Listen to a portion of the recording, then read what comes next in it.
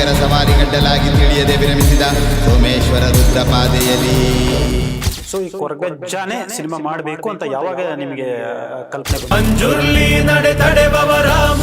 ಕೊರಗಜ್ಜ ಆ ಕರಾವಳಿ ತುಂಬಾ ಅಷ್ಟೊಂದು ವ್ಯಾಪಿಸ್ಲಿಕ್ಕೆ ಸೊ ಏನ್ ಕಾರಣ ಅಂತ ನನಗೊಂದು ಕುತೂಹಲ ಇದೆ. ಇತಿಹಾಸನೂ ಎಷ್ಟು ಸತ್ಯನೋ ಪುರಾಣನೂ ಅಷ್ಟೇ ಸತ್ಯ. ಅಂಡ್ ಆ ಕೊರಗಜ್ಜನ ಜನಾಂಗದವರು ಇವತ್ತಿಗಿದ್ದಾರೆ.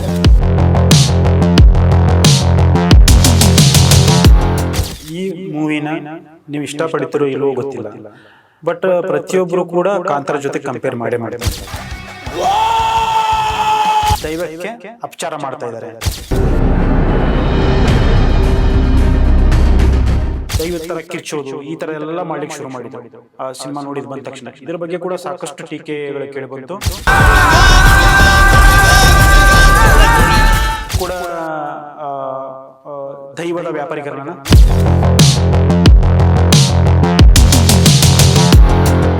ಸುಧೀರ್ ಅವರು ಎದುರಿಸಿದಂತ ಅತ್ಯಂತ ದೊಡ್ಡ ಸವಾಲು, ಚಾಲೆಂಜ್. ಪ್ರಿಯ ವೀಕ್ಷಕರೇ ನಮಸ್ಕಾರ. ಫೇಸ್ ಟು ಫೇಸ್ನ ಈ ವಿಶೇಷ ಸಂಚಿಕೆಗೆ ತಮಗೆಲ್ಲ ಸ್ವಾಗತ.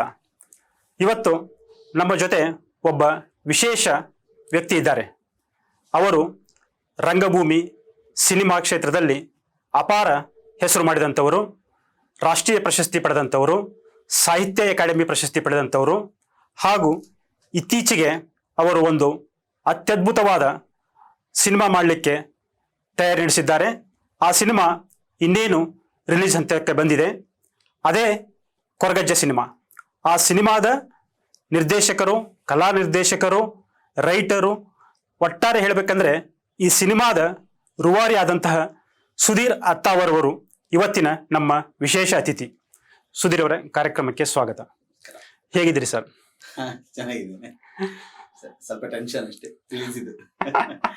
ನಿಮ್ಗೆ ಏನು ಹೊಸ್ತಲ್ಲ ಇದು. ಇಂಥ ಹಲವಾರು ಸಿನಿಮಾಗಳನ್ನ ನೀವು ಹಿಂದೆ ಮಾಡಿರ್ಬೋದು, ಬಟ್ ಈ ಲೆವೆಲ್ಗೆ ಅಲ್ಲ. ಆದ್ರೂ ಕೂಡ ಒಂದು ಸಿನಿಮಾ ಅಂದಾಗ ಒಂದು ರೀತಿಯ ಟೆನ್ಷನ್ ಇದ್ದೇ ಇರುತ್ತೆ. ಪ್ಯಾನ್ ಇಂಡಿಯಾ ಅಂದ್ರೆ ಸ್ವಲ್ಪ ಟೆನ್ಷನ್ ಜಾಸ್ತಿ. ಆಮೇಲೆ ತಗೊಂಡ ಸಬ್ಜೆಕ್ಟ್ ಕೂಡ ತುಂಬ ಸೆನ್ಸಿಟಿವ್. ಅದರಿಂದ ಅದು ಜನರ ಹತ್ರ ತಲುಪಿಸುವಂಥದ್ದು, ಕಮರ್ಷಿಯಲ್ ವೇನಲ್ಲಿ ಅದನ್ನು ರೀಚ್ ಮಾಡಿಸುವಂಥದ್ದೆಲ್ಲ ಸ್ವಲ್ಪ ಹೆಚ್ಚು. ನಿಮ್ಮ ಒಂದು ಕರಿಯರ್ ಅನ್ನ ನಾವು ಗಮನಿಸ್ತಾ ಹೋದ್ರೆ, ಸೊ ಒಂದು ರೀತಿಯ ನೀವು ಹಿಂದೆ MS ಸತ್ಯು ಅವರ ಜೊತೆಗೆ ಕೆಲಸ ಮಾಡಿದಂಥವ್ರು ತುಂಬಾ ನಿಕಟವಾಗಿ. ಒಂದು ರೀತಿಯ ಈ ಕಲಾತ್ಮಕ ಸಿನಿಮಾಗಳ ಹಿನ್ನೆಲೆ ನಿಮಗೆ ಹೆಚ್ಚಿರೋದು.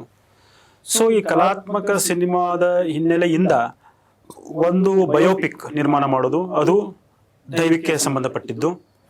ಅದರ ಜೊತೆಗೆ ಅದನ್ನ ಹೆಚ್ಚು ಜನರಿಗೆ ರೀಚ್ ಆಗೋ ರೀತಿಯಲ್ಲಿ, ಸ್ವಲ್ಪ ಕಮರ್ಷಿಯಲ್ ಆಗೋ ರೀತಿಯಲ್ಲಿ ಹೇಳೋದು. ಸೊ ಒಂದು ರೀತಿಯ ನಿಮಗೂ ಕೂಡ ಹೊಸ ಅನುಭವನ ಇಲ್ಲ. ಈಗ ಸತ್ಯವರ ಹೆಸರು ತಗೊಂಡಿದ್ದ ನನ್ನ ಗುರುಗಳವರು, ಅವರ ಹೆಸರು ತಗೊಂಡಿದ್ರಿಂದ ಒಂದು ಮಾತು ಹೇಳಬೇಕು ನಾನು. ಅವರ ಬರ ಸಿನಿಮಾ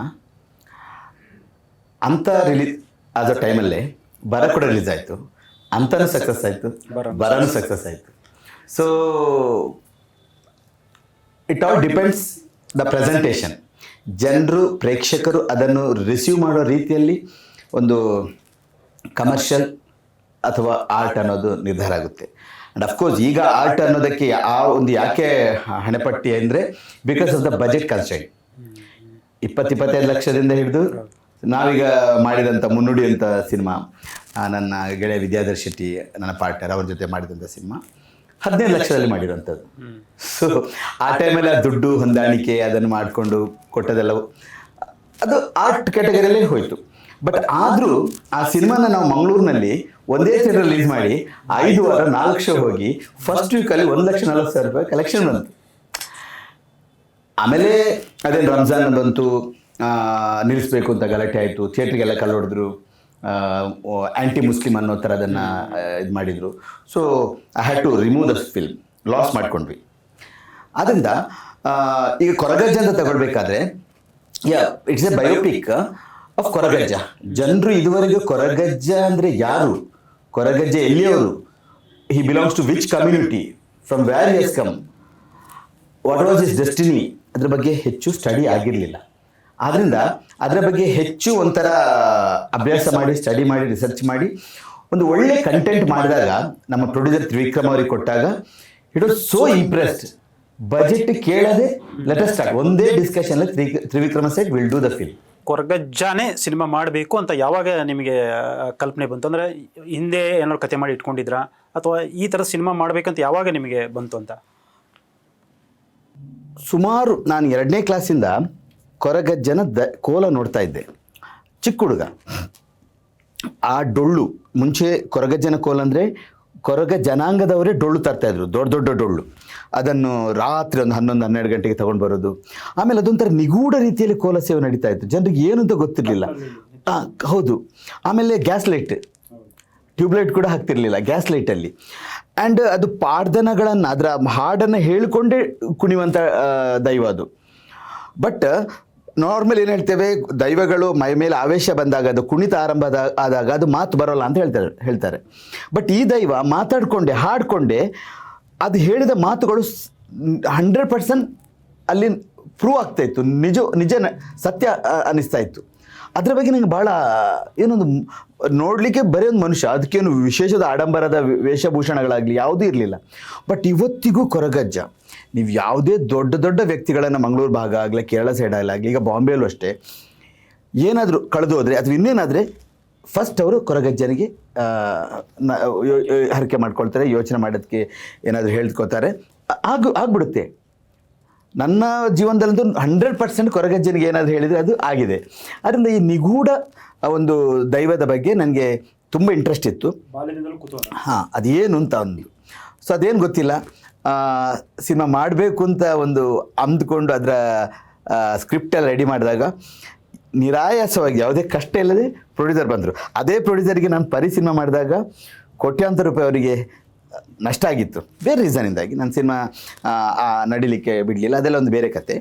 ಬಟ್ ಈ ಸಿನಿಮಾ ಅಷ್ಟಾಗಿಯೂ 22 ಕೋಟಿ ದಾಟಿ ಒಂದು ನನಗೆ ಅವರು ನನ್ನ ಅಂದರೆ ಮೇ ಬಿ ಬಿಕಾಸ್ ಆಫ್ ನಾನು ಹೇಳ್ಬೋದು, ಬ್ಲೈಂಡ್ಲಿ ಹೇಳ್ಬೋದು, ಕೊರಗಜ್ಜನ ಬ್ಲೆಸ್ಸಿಂಗ್ಸ್ ಅಂತ. ಕೊರಗಜ್ಜ ಪೌರಾಣಿಕ ವ್ಯಕ್ತಿನ ಅಥವಾ ಐತಿಹಾಸಿಕ ವ್ಯಕ್ತಿನ? ಸರ್, ಅದರ ಬಗ್ಗೆ ಸ್ಟಡಿ ಅಂದರೆ ಅದು ಇತಿಹಾಸಕ್ಕೆ ಸಂಬಂಧಪಟ್ಟದ್ದು. ಈಗ ಪುರಾಣ ಆಗಲಿ ಇತಿಹಾಸವಾಗಲಿ ಅದು ನಮ್ಮ ಒಂದು ಭೂತಕಾಲವನ್ನು ಇದೇ ನಡೆದಿದೆ ಅಂತ ಹೇಳುವಂಥದ್ದು ಎರಡೂ ಬಹಳ ಸ್ಟ್ರಾಂಗ್ ಇದೆ. ಪುರಾಣ ಇತಿಹಾಸ ಏನು ಹೇಳ್ತಾ ಇದೆ, ಇತಿಹಾಸಕ್ಕೆ ಏನಂದರೆ ಅವರು ಇತಿಹಾಸಕಾರರು ಕೆಲವೊಂದು ರಿಸರ್ಚ್ ಮಾಡಿ ಅದಕ್ಕೆ ಪುರಾವೆಗಳನ್ನು ಕೊಡ್ತಾ ಇದ್ದಾರೆ. ಬಟ್ ಇತಿಹಾಸ ನೋಡಿ ಸರ್, ಅದು ನಿಲ್ಲೋದು ಪುರಾಣದ ಮೇಲೆ. ಪಾಣಿನಿ ಬಗ್ಗೆ ನಮ್ಗೆ ಕೇಳಿರ್ಬೋದು, ಪುರಾಣದ ಸ್ವಲ್ಪ ಪೌರಾಣಿಕ ಅಂದ ತಕ್ಷಣ ಕೆಲವರು ಏನಂತಾರೆ ಕಾಲ್ಪನಿಕ. No way. ಪಾಣಿನಿ ಅಂತ ಅಷ್ಟಾಧ್ಯಾಯಿ ಬರೆದವರು ಬಗ್ಗೆ ಫಾರಿನೆಲ್ಲ ಸ್ಟಡಿ ಮಾಡ್ತಾ ಇದ್ದಾರೆ, ಯುರೋಪಿಯನ್ಸ್. ಪೌರಾಣಿಕ ವ್ಯಕ್ತಿಯನ ಅಥವಾ ಇತಿಹಾಸ ಪುರುಷನ? ಅದೇ ಹೇಳಿದೆ ಸರ್, ನಾನು ಹೇಳೋದು ಇತಿಹಾಸ ಮತ್ತು ಪುರಾಣ ಎರಡೂ ಕೂಡ ಭೂತಕಾಲದಲ್ಲಿ ಈ ಥರ ನಡೆದಿತ್ತು ಅನ್ನೋದನ್ನು ನಿರೂಪಿಸುವಂಥದ್ದು, ತೋರಿಸುವಂಥದ್ದು, ಹೌದಲ್ವಾ? ಈ ಇತಿಹಾಸಕಾರ ಏನು ಮಾಡ್ತಾರೆ, ಅವರು ಹೆಚ್ಚು ಅನ್ವೇಷಣೆ ಮಾಡದೆ ಈ ಪುರಾಣವನ್ನು ಕಾಲ್ಪನಿಕ ಅಂತ ಹೇಳ್ತಾರೆ. ಇಲ್ಲ, ಇವತ್ತಿಗೂ ಪುರಾಣದ ಅದೆಷ್ಟೋ ಕುರುಹುಗಳು, ಮಾಹಿತಿಗಳು ನಮಗೆ ಸಿಗ್ತಾನೆ ಹೋಗುತ್ತೆ. ಮಹಾಭಾರತನೂ ಆಯಿತು, ರಾಮಾಯಣನೂ ಆಯಿತು, ಅದರ ಬಗ್ಗೆ ಅದು ಅವರು ಹೋದಂಥ ಜಾಗಗಳು, ಆ ಮಹಾಭಾರತದಲ್ಲಿ ಏನು ಬರ್ತದೆ ಆ ಜಾಗಗಳು ಇವತ್ತು ಇದೆ. ಹಾಗಾದರೆ ಅದರ ಬಗ್ಗೆ ಸರಿಯಾಗಿ ರಿಸರ್ಚ್ ಆಗಿಲ್ಲ ತಾನೇ. ಈಗ ಅದನ್ನು ಅದರ ಇತಿಹಾಸ ರೂಪದಲ್ಲಿ ಅದನ್ನು ಕಾಲೇಜ್ ವಿದ್ಯಾರ್ಥಿಗಳು, ರಿಸರ್ಚ್ ಸ್ಟೂಡೆಂಟ್ಸ್, ಸ್ಕಾಲರ್ಸ್ ಅದನ್ನು ರಿಸರ್ಚ್ ಪೇಪರಾಗಿ ಕೂಡ ಸ್ಟಡಿ ಮಾಡಲ್ಲ. ನಮಗೆ ಆ ಪುರಾಣದ ಬಗ್ಗೆ ಏನೋರು ನಾನ್ ಡೀಟೇಲಲ್ಲಿ ಭರತನ ಬಂಧು ಪ್ರೇಮನೋ ರಾಮಾದ ಅಂತ ನಾನ್ ಡೀಟೇಲಾಗಿ ಮಾಡ್ತಾರೆ, ಅದ್ರ ಬಗ್ಗೆ ಡೀಪ್ ಸ್ಟಡಿ ಆಗಿಲ್ಲ. ಆದ್ದರಿಂದ ಇತಿಹಾಸ ಎಷ್ಟು ಸತ್ಯನೋ ಪುರಾಣನೂ ಅಷ್ಟೇ ಸತ್ಯ. ಈಗ ಬ್ಲೈಂಡಾಗಿ ನಮ್ಮ ಕಡೆ ಯಕ್ಷಗಾನ ಎಲ್ಲ ಏನು ಮಾಡ್ತಾರೆ, ಅವರು ಸುಮ್ಮನೆ ಅದ್ರ ಎಲ್ಲಿ ಏನಿದ್ರು ಅಂಶಗಳು ಲಾಸ್ಟ್ ವಿಷ್ಣುಗೂ ಈಶ್ವರನಿಗೂ ಜಾಯಿನ್ ಮಾಡಿಬಿಡ್ತಾರೆ ಅಂತ ಮಾಡಿದ ಕೂಡಲೇ ಅದು ಪುರಾಣಕ್ಕೆ ಅದನ್ನು ತಗೊಂಡು ತಾಳೆ ಹಾಕ್ತಾ ಇದ್ದಾರೆ. ನೋ, ಇತಿಹಾಸನೂ ಎಷ್ಟು ಸತ್ಯನೋ ಪುರಾಣನೂ ಅಷ್ಟೇ ಸತ್ಯ. ಆದ್ದರಿಂದ ನಮ್ಮ ಕೊರಗಜ್ಜ ಇತಿಹಾಸದ ಇದ್ದವನು ವ್ಯಕ್ತಿನೂ ಪುರಾಣಕ್ಕೂ ಸಂಬಂಧಪಟ್ಟ ರೀತಿಯಲ್ಲಿ ಆಗಿದ್ದಾನೆ. ಪುರಾಣ ಅಂತ ಹೇಗಿದೆ because of lack of study. ನನಗೆ ಒಂದು ಕುತೂಹಲ ಇರೋದು ಏನಂತಂದರೆ, ನಾನು ಮಂಗಳೂರು ಕಡೆ ಅಥವಾ ಕರಾವಳಿ ಕಡೆಗೆಲ್ಲ ಟ್ರಾವೆಲ್ ಮಾಡಿದಾಗ ಮೋಸ್ಟ್ ಆಫ್ ದ ಬಸ್ಸಸ್ಸಲ್ಲಿ ಕೊರಗಜ್ಜನ ಫೋಟೋ ಇಟ್ಕೊಳ್ತಾರೆ. ಬೆಳಗ್ಗೆ ಡ್ರೈವರ್ಗಳು ಅದಕ್ಕೆ ಊದಿನ ಕಡ್ಡಿ ಎಲ್ಲ ಹಚ್ಚಿ ಬೆಳಗ್ಗೆ ಶುರು ಮಾಡ್ತಾರೆ. ಸೊ ಅಂದರೆ ಈ ಕೊರಗಜ್ಜ ಆ ಕರಾವಳಿ ತುಂಬ ಅಷ್ಟೊಂದು ವ್ಯಾಪಿಸಲಿಕ್ಕೆ ಸೊ ಏನು ಕಾರಣ ಅಂತ ನನಗೊಂದು ಕುತೂಹಲ ಇದ್ದೇ ಇದೆ. ಹಾಗಾದರೆ ಇವನು ಕೊರಗಜ್ಜ ಒಂದು ಪವಾಡ ಪುರುಷನ ಆಗಿರಬೇಕು ಅಥವಾ ಒಂಥರ ಅತೀಂದ್ರಿಯ ಶಕ್ತಿ ಉಳ್ಳಂತಹ ಒಬ್ಬ ವ್ಯಕ್ತಿ ಆಗಿರಬೇಕು ಲೈಕ್ ಶಿರ್ಡಿ ಸಾಯಿಬಾಬಾ ಥರನೋ ಇನ್ನೊಬ್ಬರ ಥರನೋ ಅವಧೂತನ ಥರನೋ ಅಂತ. ಸೊ ನಿಜವಾಗಿ ಕೊರಗಜ್ಜ ಯಾವ ಕಾಲಘಟ್ಟದಲ್ಲಿದ್ದರು, ಸೊ ಅವರು ಎಂಥ ವ್ಯಕ್ತಿತ್ವ, ಅವ್ರು ಏನಾಗಿದ್ದರು ಅಂತ ಬೇಕು. ಹಾಂ, ನಮ್ಮ ಕಡೆ ಭಾಳ ಜನ ವೆಹಿಕಲ್ಗಳಲ್ಲಿ, ಬಸ್ಗಳಲ್ಲಿ, ರಿಕ್ಷಾಗಳಲ್ಲಿ ಹೇಳಿದ್ದು ನೀವು ಹೌದು. ಇವನ್ ನಾನು ಶೂಟಿಂಗಲ್ಲಿರೋ ಕಬೀರ್ ಬೇಡಿ ಒಂದೇ ನಾವಿಬ್ಬರು ಹೋಗ್ತಾ ಇರಬೇಕಾದ್ರೆ ಬಸ್ಸಲ್ಲಿ ದೊಡ್ಡದಾಗಿ ಕೊರಗಜ್ಜನೊಂದು ಪೋಟ್ರೆ ಥರ ಇತ್ತು. ಇಮಿಡಿಯೇಟಾಗಿ ನಿಲ್ಲಿಸಿ ಫೋಟೋ ತೆಗೆದು ಕಬೀರ್ ಬೇಡಿ. ಸೊ ಎಲ್ಲ ಒಂದು ಭಾಗದಲ್ಲಿ ವ್ಯಾಪಿಸ್ತಾ ಇದೆ. ಅವರೊಬ್ಬ ಅವಧೂತ ಅಂತ ಹೇಳ್ಬೋದು. ಪವಾಡಗಳನ್ನು, ಭಕ್ತರನ್ನು ಒಳ್ಳೆ ರೀತಿಯಲ್ಲಿ ಅಂದರೆ ಅಟ್ರಾಕ್ಟ್ ಆಗ್ತಾರೆ. ಇವರು ಇದ್ದಂಥ ಒಂದು ಜನಾಂಗ, ಅವರು ಹುಟ್ಟಿದಂಥ ಜನಾಂಗ ಕೊರಗ ಜನಾಂಗ. ಕೊರಗ ಕಮ್ಯುನಿಟೀಸ್ ಲೈಕ್ ಆದಿವಾಸಿ. ಬಹುಶಃ ನನ್ನ ಸ್ಟಡಿಯಲ್ಲಿ ಏನು ತಿಳಿದು ಬಂತಂದರೆ, ಈ ಆದಿವಾಸಿ ಜನಾಂಗ, ಕೊರಂಗ ಜನಾಂಗ ಏನಿದ್ದಾರೆ, ಅವರಲ್ಲೊಬ್ಬ ರಾಜ ಇದ್ದ, ಹಿಬಾಷಿಕ ಅಂತ. ಸುಮಾರು 1ನೇ ಶತಮಾನ, ನನ್ನರ ಕಾಲದಲ್ಲಿ ಇದಿರ್ಬೋದು. ಆ ಹಿಬಾಷಿಕ ಮಯೂರವರ್ಮನನ್ನು ಕೂಡ ಸೋಲಿಸಿದ್ದಾನೆ ಒಮ್ಮೆ. ಮತ್ತೆ ಮಯೂರವರ್ಮ ದಾಳಿ ಮಾಡಿದಾಗ ಇವರು ಸೋತು ಎಲ್ಲ ಕಾಡಲ್ಲೋಗಿ ಅವಿತ್ಕೊಂಡ್ರು. ಎಷ್ಟು ಭಯಪಟ್ಟರಂದರೆ ಬಹುಶಃ ಇವರು ಹೊರಗಡೆ ಬಂದು ತಮ್ಮ ಭಾಷೆಯನ್ನು ಕೂಡ ಮಾತಾಡಿಲ್ಲ. ಕೊರಗ ಕಮ್ಯುನಿಟಿಯಲ್ಲಿ ಭಾಷೆ ಇದೆ, ಕೊರಗ ಭಾಷೆ. ನಮ್ಮ ಕಡೆ ತುಳು, ಕೊಡವ, ಕೊಂಕಣಿ ಎಲ್ಲ ಇರೋ ಥರ ನಮ್ಮ ಭಾಗದಲ್ಲಿ ಕೊರಗ ಕೂಡ ಭಾಷೆ ಇದೆ. ಅದು ಅವ್ರು ಬೇರೆಯವ್ರ ಮುಂದೆ ಮಾತಾಡೋಲ್ಲ. ಇತ್ತೀಚಿನ ದಿನಗಳಲ್ಲಿ ಕೊರಗ ಭಾಷೆಯಲ್ಲಿ ಲಿಟ್ರೇಚರ್ ಶುರುವಾಗಿದೆ. ಓಕೆ, ಸೊ ಅವನು ಸ್ಟಡಿ ಮಾಡ್ತಾ ಇರುವಾಗ ಅವನು ಬೇರೆಯವ್ರಿಗೆ ಇಂಪ್ರೆಸ್ ಮಾಡಲಿಕ್ಕಲ್ಲ, ಅವನ ಪಾಡಿಗೆ ಅದೊಂದು ಕೆಲವು ಪವಾಡಗಳು ನಡೀತಾ ಹೋಗ್ತಾ ಇತ್ತು. ಸೊ ಮೇ ಬಿ ಅವಧೂತ.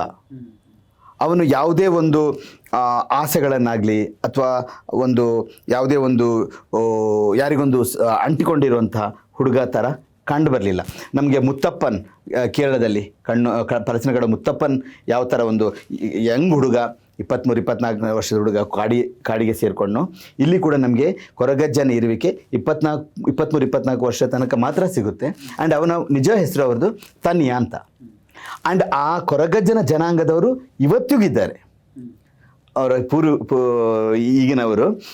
ಆ ಕೊರಗಜ್ಜ ಯಾವ, ಆಮೇಲೆ ಗೋತ್ರ ಅಂತ ಏನು ಹೇಳ್ತೇವೆ ನಾವು, ಬಳಿ ಅಂತ ಹೇಳ್ತೇವೆ, ತುಳುವಲ್ಲಿ ಬರ್ರಿ ಅಂತ ಹೇಳ್ತೇವೆ. ಅವನ ಗೋತ್ರದವರು ಇದ್ದಾರೆ ಈಗಲೂ ಕೂಡ. ಸೊ ಅವರು ಕೂಡ ಈ ಕೊರಗಜ್ಜನ ಕಥೆಯನ್ನು ಎಲ್ಲೂ ಹೇಳಲಿಕ್ಕೆ ಹೋಗಲಿ, ಯಾರ ಹತ್ರನೂ. ಅದು ಅವರ ಒಂದು ಆ ಕಮ್ಯುನಿಟಿ ಅವರು, ಅವರ ಕುಟುಂಬದವರೇ ಅದನ್ನು ಇಟ್ಕೊಂಡಿದ್ರು. ನಾನು ಸಿನಿಮಾ ಮಾಡಲಿಕ್ಕೆ ಹೋದಾಗಲೂ ಕೂಡ ನನಗೆ ಕೊಡಲಿಲ್ಲ, ನೀವು ಮತ್ತೆ ಅದನ್ನು ರಾಮ ಸೀತೆ ಕಥೆ ಥರ ಮಾಡಿಬಿಡ್ತೀರಿ ಅಂತ ಹೇಳಿ ನನಗೆ ಇದು ಮಾಡಿದರು. ಆಮೇಲೆ ಅಂದರೆ ಅವರು ಮುಖ್ಯ ಪ್ರಕೃತಿ ಆರಾಧಕರು ಸರ್. ನಮ್ದೆಲ್ಲ everything is we are also part of nature. ಅವರು ತುಂಬ ಅದನ್ನು ಅಟ್ಯಾಚ್ ಆಗಿರ್ತಾರೆ. ಆದ್ದರಿಂದ ಪ್ರಕೃತಿಗೆ ವಿರುದ್ಧವಾಗಿ ಹೋದಾಗ ಅವರು ಸ್ವಲ್ಪ ಸಿಟ್ಟು ಮಾಡ್ಕೊಳ್ತಾರೆ. ನನ್ನ ಹತ್ರನೂ ಬಿಗಿನಿಂಗಲ್ಲಿ ಅಷ್ಟು ಸಪೋರ್ಟಿವ್ ಆಗಿರಲಿಲ್ಲ. ಈಗ ಒಂಥರ ನಾನು ಅವರಿಗೆ ಒಂದು ಬಹಳ ಪ್ರೀತಿಯ ಒಂದು ಇದಾಗಿದೆ. ಯಾಕಂದರೆ ಅವ್ರು ಕೊಟ್ಟಂತೆ ಇನ್ಪುಟ್ಸು ಅದಕ್ಕೆ ನನಗೆ ಖುಷಿ ಆಗ್ತಾ ಇದೆ. ಆ ಇನ್ಪುಟ್ಸ್ ಹೇಗಿದೆ ಅಂದರೆ, ಅವ್ರು ಕೊಟ್ಟದ್ದು ಇದೊಂದು ಯಾವುದೇ ಒಂದು ನಾರ್ಮಲ್ ಕಥೆ ಆಗದ ಸಿನಿಮಾ ಆಗದ ರೀತಿಯಲ್ಲಿ ಅವರು ನನಗೆ ಕೊಟ್ಟಿದ್ದಾರೆ. ಅಷ್ಟೆಲ್ಲ ಬದಲಾವಣೆಗಳು. ಕೊರಗಜ್ಜನ ಬಗ್ಗೆ ಇನ್ನೊಂದು ಕುತೂಹಲ ಅಂತಂದರೆ, ಕೊರಗಜ್ಜ ಕೋಲ ರಾತ್ರಿ ನಡೆಯುತ್ತೆ, ಹೆಚ್ಚು ಕಮ್ಮಿ ಮಂದ ಬೆಳಕಿನಲ್ಲಿ ನಡೆಯುತ್ತೆ, ಅಲ್ಲಿ ಹೆಣ್ಮಕ್ಳಿಗೆ ಹೆಚ್ಚು ಕಮ್ಮಿ ಪ್ರವೇಶ ಇರಲ್ಲ ಅಂತ ಕೇಳ್ಪಟ್ಟಿದ್ದೀವಿ. ಜೊತೆಗೆ ಕೊರಗಜ್ಜ ಅಂದರೆ ಬೇರೆ ದೈವಗಳಿಗೆ ಅಥವಾ ಬೇರೆ ದೇವರುಗಳಿಗೆ ಅಥವಾ ಏನಾದ್ರು ಉಳಿಸಿದ್ರೆ ಒಂದು ದೊಡ್ಡ ದೇವಸ್ಥಾನ ಈ ಥರ ಎಲ್ಲ ಇರುತ್ತೆ. ಇವನ ಹತ್ರ ಬಯಲು ಇದರಲ್ಲಿ ಇರೋದು. ಸೊ ಇದು ಏನು ವಿಶೇಷ? ಅದೇ ಅವ್ರಿಗೆ ಯಾವ ದೇವರುಗಳು ನನಗೆ ಇದು ಬೇಕು ಅಂತ ಯಾವತ್ತೂ ಕೇಳಿಲ್ಲ. ಈಶ್ವರ ಕೂಡ ಹಿಮಾಲಯದಲ್ಲಿ ಬೈರಾಗಿ ಥರ ಓಪನ್ ಆಗಿ ಇದ್ದವರು, ಯಾವುದೇ ದೊಡ್ಡ ಕಿರೀಟ. ಸೊ ಒಬ್ಬ ದೈವಾಂಶ ಸಂಭೂತ ವ್ಯಕ್ತಿ, ದೈವತ್ವವನ್ನು ಮೈಗೂಡಿಸ್ಕೊಂಡವನು ಯಾವತ್ತೂ ಅದನ್ನು ಅಪೇಕ್ಷೆ ಮಾಡೋಲ್ಲ. ಆಮೇಲೆ ನಾವು ಜನರು ಅದಕ್ಕೆ ಬೇರೆ ಬೇರೆ ರೀತಿಯಲ್ಲಿ ಅದನ್ನು ಕಟ್ಟಿಕೊಂಡು, ಗೋಪುರ ಗುಡಿ ಎಲ್ಲ ಕಟ್ಟಿಕೊಂಡು ನಾವು ಅದನ್ನು ವಿಜೃಂಭಣೆಯಿಂದ ನಾವು ಅದನ್ನು ಆರಾಧನೆ ಮಾಡ್ತಾ ಇದ್ದೇವೆ. ಕೊರಗಜ್ಜನೂ ಅಷ್ಟೇ. ನೀವೊಂದು ನಮ್ಮ ಕಡೆ ಇವನ್ ನಮ್ಮಲ್ಲಿ ಮುಂಚೆ ಬಟ್ಟೆ ಒಗೆಯೋ ಕಲ್ಲುಗಳಿತ್ತು, ನಾವೊಂದು ಇಷ್ಟ ಎತ್ತರದಲ್ಲಿ ಬಟ್ಟೆ, ಅದರ ಮೇಲೆ ಹೋಗಿ ಕೊರಗಜ್ಜನನ್ನು ಬೇಡಿಕೊಂಡು ವೀಳ್ಯ ಅದನ್ನು ಇಟ್ಬಿಟ್ಟು ನಮಸ್ಕಾರ ಮಾಡ್ತೇವೆ. ಸೊ ನಾವು ಏನು ಆಸೆ ಇಚ್ಛೆ ಇತ್ತು ಅದು ಈಡೇರ್ತಾ ಇತ್ತು. ಸೊ ಕೊರಗಜ್ಜನ ಹುಟ್ಟುವಿನಿಂದ ನೋಡಿದಾಗ ಯಾವತ್ತೂ ಇಂಥ ದೊಡ್ಡ ಒಂದು ವಿಜೃಂಭಣೆಯ ಜೀವನ ಕೊರಗಜ್ಜ ನೋಡಲಿಲ್ಲ. ಭಾಳ ಕಷ್ಟ, ಅಂದರೆ ಒಬ್ಬ ಮನುಷ್ಯನಿಗೆ ಬರಬಾರ್ದಂಥ ರೀತಿಯ ಕಷ್ಟಗಳು. ಈಗ ಶ್ರೀಕೃಷ್ಣ ಪರಮಾತ್ಮನ ಹುಟ್ಟು ಕೂಡ ನೋಡಿರ್ಬೋದು, ಅಥವಾ ನೀವು ದೊಡ್ಡ ಯಾವುದು ಜೀಸಸ್ ಕ್ರೈಸ್ಟ್ ನೋಡಿರ್ಬೋದು. ಅವ್ರ ಹುಟ್ಟೆಲ್ಲ ಭಾಳ ಕಷ್ಟ. ಮತ್ತು ಅವ್ರು ಮತ್ತೆ ಹುಟ್ಟಲಿಕ್ಕೆ ಸಾಧ್ಯ ಅನ್ನೋ ಥರ ರೀತಿ ಒಂದು ವಾತಾವರಣ ನಿರ್ಮಾಣ ಆಗಿರುತ್ತೆ. ಕೃಷ್ಣ ಪರಮಾತ್ಮನೂ ಅಷ್ಟೇ ಆಯಿತಾ. ಕೊರಗಜ್ಜಂದು ಅದೇ ಥರ ಒಂದು ಅವ್ರ ಹುಟ್ಟು ಭಾಳ ಕಷ್ಟ ಇತ್ತು. ಅವರು ಹುಟ್ಟಿ ಬದುಕಿ ಈ ಮಟ್ಟಕ್ಕೆ ಬಂದಿದ್ದಾರೆ ಅಂದರೆ ಬೆಳೆದಿದ್ದಾರೆ ಅನ್ನುವಂಥದ್ದೇ ಒಂದು ದೈವತ್ವ ಇದ್ದದ್ರಿಂದಲೇ ಸಾಧ್ಯ ಆಯಿತು, ಹೊರತು ಇಲ್ಲದೇ ಖಂಡಿತ ಆಗಿಲ್ಲ. ಈ ಅಂಶಗಳು ಅದನ್ನು ಇವರು ಹೇಳ್ತಾ ಹೋದರು. ತಂದೆ ತಾಯಿ ಜೊತೆಗಿರಲಿಲ್ಲ, ಹುಡುಗನ ಜೊತೆ ಬೇರೆ ಬೇರೆ ಅದೆಲ್ಲ ಅಂಶಗಳು ಅದೊಂದೇ ಅಂಶ ಅಲ್ಲ. ಯಾಕಂದರೆ ಹೇಳ್ತಾ ಹೋದರೆ ಸಿನಿಮಾದ ಕಥೆಯಲ್ಲಿ ಕುತೂಹಲ ಇರಲ್ಲ. ಅದರಿಂದ ಭಾಳಷ್ಟು ಎಲಿಮೆಂಟ್ಸ್ ನಾನಿಲ್ಲಿ 2 ಶೇಡಲ್ಲಿ ಕೊರಗಜ್ಜನನ್ನು ಕೊಟ್ಟಿದ್ದೇನೆ. ಯಾಕಂದರೆ ಜನ ಏನು ನಂಬ್ತಾ ಇದ್ದಾರೆ ಈಗ ಒಂದು ಶಕ್ತಿ ರೂಪದಲ್ಲಿ, ಮತ್ತು ಕೊರಗಜ್ಜ ಯಾವ ಥರ ಇದ್ದಿದ್ರೆ ಯಾವತ್ತಾದ್ರೆ ಇದ್ದರು ಅನ್ನುವಂಥ 2 ಶೇಡಲ್ಲಿ ಕಥೆಯನ್ನು ಬೆಳೆಸ್ಕೊಂಡು ಹೋಗಿ. ಇನ್ನೊಂದು ಆಶ್ಚರ್ಯಕರ ಸಂಗತಿ ಅಂತಂದರೆ ಈ ನೈವೇದ್ಯ ಅವ್ರಿಗೆ ಪೂಜೆಗೆ ಪ್ರಸಾದ ರೂಪದಲ್ಲಿ ಕೊಡೋದು. ಹೆಂಡ ಕೊಡ್ತಾರೆ, ಚಕ್ಕುಲಿ ಕೊಡ್ತಾರೆ, ಇನ್ನೊಂದು ಕೊಡ್ತಾರೆ ಎಲ್ಲ. ಇದೇನು ಅದು ಸಂಪ್ರದಾಯ ಅಂತ ಬಂದಿರೋದಾ ಅಥವಾ ಹೇಗೆ ಅದು? ಕೊರಗಜ್ಜ ಸರ್ ಈಗೆಲ್ಲ ವಿಸ್ಕಿ ಕೊಡ್ತಾರೆ. ಹೆಚ್ಚಿನ ಕಡೆ ನೋಡ್ತೇನೆ ಚೀಪ್ ವಿಸ್ಕಿ ಆರಿಸಿ ಕೊಡ್ತಾರೆ. 60-70 ರೂಪಾಯಿಗೆ ಕ್ವಾರ್ಟರ್ ಇಟ್ಬಿಡ್ತಾರೆ ಅಲ್ಲ.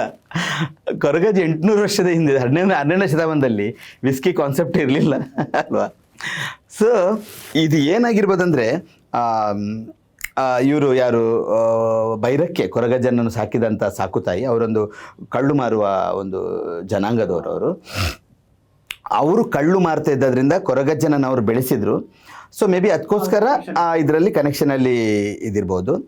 ಆಮೇಲೆ ಈ ಕೊರಗ ಕಮ್ಯುನಿಟಿಯವರು ಕೆಲವರು ಅಂದರೆ ಭಾಳ ಹಿಂದುಳಿದಂಥ ಒಂದು ಇವರು ಅವರು ಸ್ವಲ್ಪ ಈ ಥರ ಆಮಲ ಪದಾರ್ಥ ತಗೊಳ್ಳೋವಂಥದ್ದು ಅದೆಲ್ಲ ಸ್ವಲ್ಪ ಹೆಚ್ಚು ಇದು ಮಾಡ್ತಾರೆ. ಈಗಿನವರು ತುಂಬ ಡೀಸೆಂಟ್ ಆಗಿದ್ದಾರೆ. ಈಗಿನವರು ಅಂಥದ್ದು ಯಾವುದೂ ಇದನ್ನು ಮಾಡಲ್ಲ. ಈವನ್ ಕೋಲ ಕಟ್ಟುವವರು ಕೂಡ ಅದನ್ನು ಕೋಲದ ಸಮಯದಲ್ಲಿ ಅದನ್ನು ಸ್ವೀಕರಿಸೋಲ್ಲ. ಅವನು ಹೆಂಡ ಕುಡಿಯೋನಾದರೂ ಕೂಡ ಅವರು ಕೋಲದ ಸಮಯದಲ್ಲಿ ಕುಡಿದಿಲ್ಲ. ಸೊ ಮೇ ಬಿ ಈ ಕಮ್ಯುನಿಟಿಯ ಕೆಲವರು ಹಿಂದೆ ಅವರನ್ನು ಭಾಳ ನಿಕೃಷ್ಟವಾಗಿ ನಾವು ನೋಡ್ತಾ ಇದ್ದರಿಂದ ಸೊಸೈಟಿಯಲ್ಲಿ ಅವರಿಗೆ ಆ ಥರ ಕೊಡ್ತಾರೆ. ಅವ್ರು ಕುಡಿದುಕೊಂಡು ಏನಾರು ಮಾಡು. ಸೊ ಮೇ ಬಿ ಕೊರಗಜ್ಜೆ ಅದೇ ಥರದ್ದು ಅಂತ ಹೇಳೋಣ. ಆಮೇಲೆ ದೇವರು ಕೊರಗಜ್ಜೆ ಯಾವತ್ತೂ ಕುಡಿಯೋಲ್ಲ, ಯಾವತ್ತೂ ಏನು ಕೇಳಿಲ್ಲ. ಅವ್ರ ಜೀವನದಲ್ಲಿ ಇದ್ದಾಗಲೂ ಕೇಳಿಲ್ಲ, ಇನ್ನೇ ಕೇಳ್ತಾರೆ ನಮ್ಮ ಇಷ್ಟ ಅಷ್ಟೇ. ಯಾರೋ ಒಬ್ಬ ಓಕೆ ನಂದು ಏನು ಮಾಡಿದ್ರೆ ದೇವ್ರಿಗೆ ಏನು ಕೊಟ್ಟರು ನಿಮ್ಮ ಭಕ್ತಿ ಇಂಪಾರ್ಟೆಂಟ್. ಹಾಗೆ ಎಂಜಲದಿಂದ ಶಬರಿ ಹಣ್ಣನ್ನು ರಾಮ ತಿಂದಿಲ್ವಾ, ಅದೇ ಥರ ಏನು ನಾವು ಒಳ್ಳೆ ಹಣ್ಣನ್ನು ತಾಜಾ ಹಣ್ಣನ್ನು ನೈವೇದ್ಯ ಅಥವಾ ಹಣ್ಣುಕಾಯಿ ರೀತಿಯಲ್ಲಿ ಕೊಡಬೇಕು ಅಂತೇನಿಲ್ಲ. ನಿಮ್ಮ ಮನಸ್ಸು, ನಿಮ್ಮ ಖುಷಿ. ಆದ್ದರಿಂದ ಕೊರಗಜ್ಜನಿಗೆ ವಿಸ್ಕಿ ಆಗಲಿ ಅಥವಾ ಇನ್ನೊಂದಾಗಲಿ ನಿಮ್ಮ ಅದೊಂದು ಈಗ ಪಾಪ್ಯುಲರೈಸ್ ಆಯಿತು.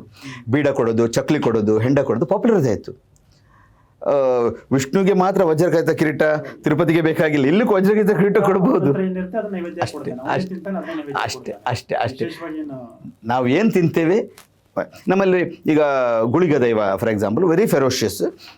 ಕೋಳಿ ಹಸಿ ರಕ್ತ ಕುಡಿತದೆ ಆಯಿತಾ.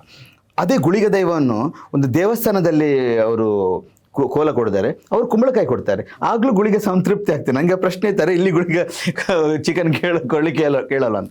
ಇದು ಬರೇ ಸರ್ ನಮ್ಮ ಮನಸ್ಸಿನ ಒಂದು ಇದು ಅರ್ಪಣಾ ಭಾವ ನಮ್ಮ ಹತ್ರ ಮುಖ್ಯ, ಭಕ್ತಿ ಮುಖ್ಯ. ಆ ಶ್ರದ್ಧೆ ಭಕ್ತಿ ಇದ್ದರೆ ಮಾತ್ರ ಯಾವ ದೇವರುಗಳು ಕೂಡ ನಮ್ಮನ್ನು ಸ್ವೀಕಾರ ಮಾಡ್ತಾರೆ, ನಮ್ಗೆ ಆಶೀರ್ವಾದಿಸ್ತದೆ. ಅಂದರೆ ಈ ಕೊರಗಜ್ಜ ಸಿನಿಮಾ ಸ್ಕ್ರಿಪ್ಟ್ ರೆಡಿಯಾಗಿ ಸಿನಿಮಾ ಮಾಡೋ ಹಂತದಲ್ಲಿ ಸುಧೀರ್ ಅತ್ತಾವರ್ ಅವರು ಎದುರಿಸಿದಂಥ ಅತ್ಯಂತ ದೊಡ್ಡ ಸವಾಲು, ಚಾಲೆಂಜ್ ಯಾವುದು? ದೊಡ್ಡ ಸವಾಲು ಒಂದು ಫಸ್ಟ್ ಇದ್ದದ್ದು ಆ ಕಮ್ಯುನಿಟಿಯವರು ಅಷ್ಟು ಬೇಗ ಕತೆ ಕೊಡ್ತಿರ್ಲಿಲ್ಲ. ಅವ್ರು ಯಾವತ್ತಿಗೂ ಕತೆ ಕೊಡಲಿಲ್ಲ. ಆಮೇಲೆ ಒಂದು ಕಡೆ ಅವರನ್ನು ಕನ್ವರ್ಟ್ ಮಾಡುವಂಥ ಒಂದು ರೀತಿಯ ಒಂದು ಹುನ್ನಾರ ಕೂಡ ನಡೀತಾ ಇತ್ತು. ಅವರು ಹಿಂದೂಗಳಿಂದ ಬೇರ್ಪಡಿಸಬೇಕು ಅನ್ನೋ ಥರ ಅವರನ್ನು ಒಂದು ನಂತರ ಕೆಲವರು ಕೇಳಿದರು, ಅದ್ಯಾಕೆ ಕೊರಗಜ್ಜನಿಗೆ ಶಿವನ ನಾಮ ಹಾಕ್ಕೊಂಡು ಕೈಲಿ ತ್ರಿಶೂಲ ಇಟ್ಕೊಂಡು ಯಾಕೆ ಹಾಗೆ ಮಾಡಬೇಕು? ಅರೆ ಅವ್ರು ಹೇಗಿದ್ದಾರೆ ಅದು ನೀವು ದೇವರು ನೋಡಿದ ಕೊರಗಜ್ಜನ ನೋಡಿದವ್ರು ಯಾರಾದ್ರೂ ಇದ್ದಾರಾ? ಯಾರೂ ಇಲ್ಲ. ತನ್ನೇನೊಂದು ಫೋಟೋ ಕೂಡ ಸಿಗ್ಲಿಕ್ಕಿಲ್ಲ. ನಮ್ಮ ಕಲ್ಪನೆ ಅಷ್ಟೇ, ನಾವು ಯಾವ ರೀತಿಯಲ್ಲಿ ದೇವ್ರನ್ನ ನಮ್ಮ ಪೂಜೆ ಅಷ್ಟೇ. ನಾನು ಶಿವನು ತ್ರಿಶೂಲ ಇಟ್ಕೊಂಡು ಆ ಥರ ಇಟ್ಕೊಂಡಿದ್ದ ಅಂತಲೂ ಕೂಡ ಗೊತ್ತಿಲ್ಲ. ಯಾರೋ ಒಬ್ಬ ಕಲ್ಪನೆ ಹೇಳ್ಕೊಂಡಿದ್ದ, ಅದನ್ನು ಪೋರ್ಟ್ರೇ ಮಾಡಿಕೊಂಡು ಬಂದಿದ್ದಾನೆ. ರವಿವರ್ಮನ ಚಿತ್ರ ಪೇಂಟಿಂಗ್ ನೋಡುವಾಗ ಆ ಹುಡುಗಿ ಇನ್ನೂ ಇದ್ದಾಳ ಗೊತ್ತಿಲ್ಲ. ರವಿವರ್ಮನ ಕಲ್ಪನೆ ಚಿತ್ರ ಮಾಡಿರೋದು, ಬಟ್ ನಮ್ಮ ಕಣ್ಣೆದ್ರಿಗೆ ಆ ಹುಡುಗಿ ಫೋಟೋ ಮುಂದೆ ಬರುತ್ತೆ. ಇದೇ ಥರ ಇಲ್ಲಿ ಆಗಿರುವಂಥದ್ದು. ಸೊ ಇವರಿಗೇನಿತ್ತು, ನಾನು ಅದನ್ನು ಬೇರೆ ರೀತಿಯಲ್ಲಿ ನಾನು ಅದನ್ನು ಪೋರ್ಟ್ರೇ ಮಾಡ್ಬೋದು, ಬಿಂಬಿಸ್ಬೋದು ಅಂತ ಆ ಕಮ್ಯುನಿಟಿಯವರಿಗೊಂದು ಭಯ ಇತ್ತು.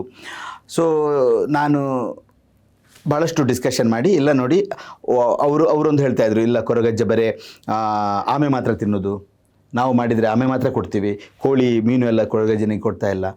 ನಾನು ಹೇಳಿದೆ ಅವರವ್ರು ತಿನ್ನೋದನ್ನಷ್ಟೇ ಕೊಡ್ತಾರೆ, ನಾವೇನು ಆಗ ಹೇಳಿದಾಗ ಏನು ತಿಂತ ಅದು ಕೊಡ್ತೀವಿ, ನೀವು ಆಮೆ ತಿಂತೀರಿ ನೀವು ಆಮೆ ಕೊಡ್ತೀರಿ, ನಾನು ಮೀನು ತಿಂತೆ ನಾನು ಮೀನು ಕೊಡ್ತೀನಿ, ಇನ್ನೊಂದು ತರಕಾರಿ ತಿಂತಾನು ತರಕಾರಿ ಕೊಡ್ತಾನೆ ಅಂತ ನಾನು ಹೇಳಿದೆ. ರಾಮಕೃಷ್ಣ ಆಶ್ರಮದ ಒಬ್ಬರು ಸ್ವಾಮೀಜಿ ಬಂದು ನಾನು ಕೋಲ ಕೊಟ್ಟಾಗ ಅವ್ರು ಬಂದು ವೆಜ್ಜೆ ಏನೋ ಕೊಟ್ಟರು ಕೊರಗಜ್ಜನಿಗೆ. ಸ್ವಾಮಿ ಫಸ್ಟ್ ಟೈಮ್ ಅವರು ರಾಮಕೃಷ್ಣ ಸ್ವಾಮಿ ಬಂದಿದ್ದು. ಸೊ ಆದ್ದರಿಂದ ಬಟ್ ಅದೆಲ್ಲ ಅವರ ಗೊಂದಲಗಳೆಲ್ಲ ನಾನು ಇಲ್ಲ ನಾವು ಇದೇ ಥರ ತೋರಿಸ್ಬೇಕು ಕೊರಗಜ್ಜನನ್ನು. ಕೆಲವು ಭಾಗದಲ್ಲಿ ಅವರನ್ನು ರಾಂಗ್ ಆಗಿ ಪೋರ್ಟ್ರೇ ಮಾಡಿದ್ದಾರೆ. ಈಗ ಉಡುಪಿ ಭಾಗದಲ್ಲಿ ಕೊರಗಜ್ಜನ ಬಾಯಿಂದ ವಲ್ಗರ್ ಮಾತುಗಳನ್ನು, ಅಶ್ಲೀಲ ಮಾತುಗಳನ್ನು ಆಡಿಸ್ತಾರೆ.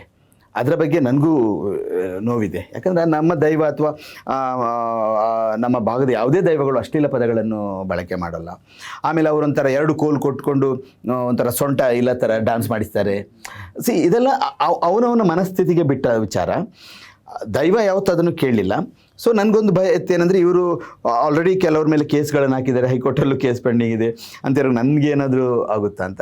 ಆಮೇಲೆ ಅವರು ಸ್ಪಷ್ಟ ಕಥೆಯನ್ನು ಹೇಳಿದಾಗ ಇಲ್ಲ ಸರ್ ಇದು ನನಗೆ ಭಾಳ ರಿಲೆವೆಂಟ್ ಅನ್ನಿಸ್ತದೆ, ನನ್ನ ಸ್ಕ್ರಿಪ್ಟ್ ಚೇಂಜ್ ಮಾಡಿ ಅದನ್ನು ಅವ್ರು ಹೇಳಿದ ಕತೆಗೆ ಭಾಳ ರಿಲೆವೆಂಟ್ ಆಗಿದೆ. ಯಾಕಂದರೆ ಎರಡೂ ತಾಳೆ ಮಾಡ್ತಾ ಹೋದೆ, ಆ ಜಾಗಗಳಿಗೆಲ್ಲ ಹೋಗ್ತಾ ಹೋದೆ, ಅಲ್ಲೆಲ್ಲ ನನಗೆ ಪುರಾವೆಗಳು ಸಿಕ್ತು. ಆವಾಗ ನಾನು ಇದೇ ಕತೆ ಅಂತ ಅನ್ನಿಸ್ಕೊಂಡು ಮಾಡಿದ್ದೆ. That was the first challenge what I faced. ಅವರಿಂದ ನನಗೆ ಅವರನ್ನು ಓಕೆ ಮಾಡಿಸುವಂಥದ್ದು.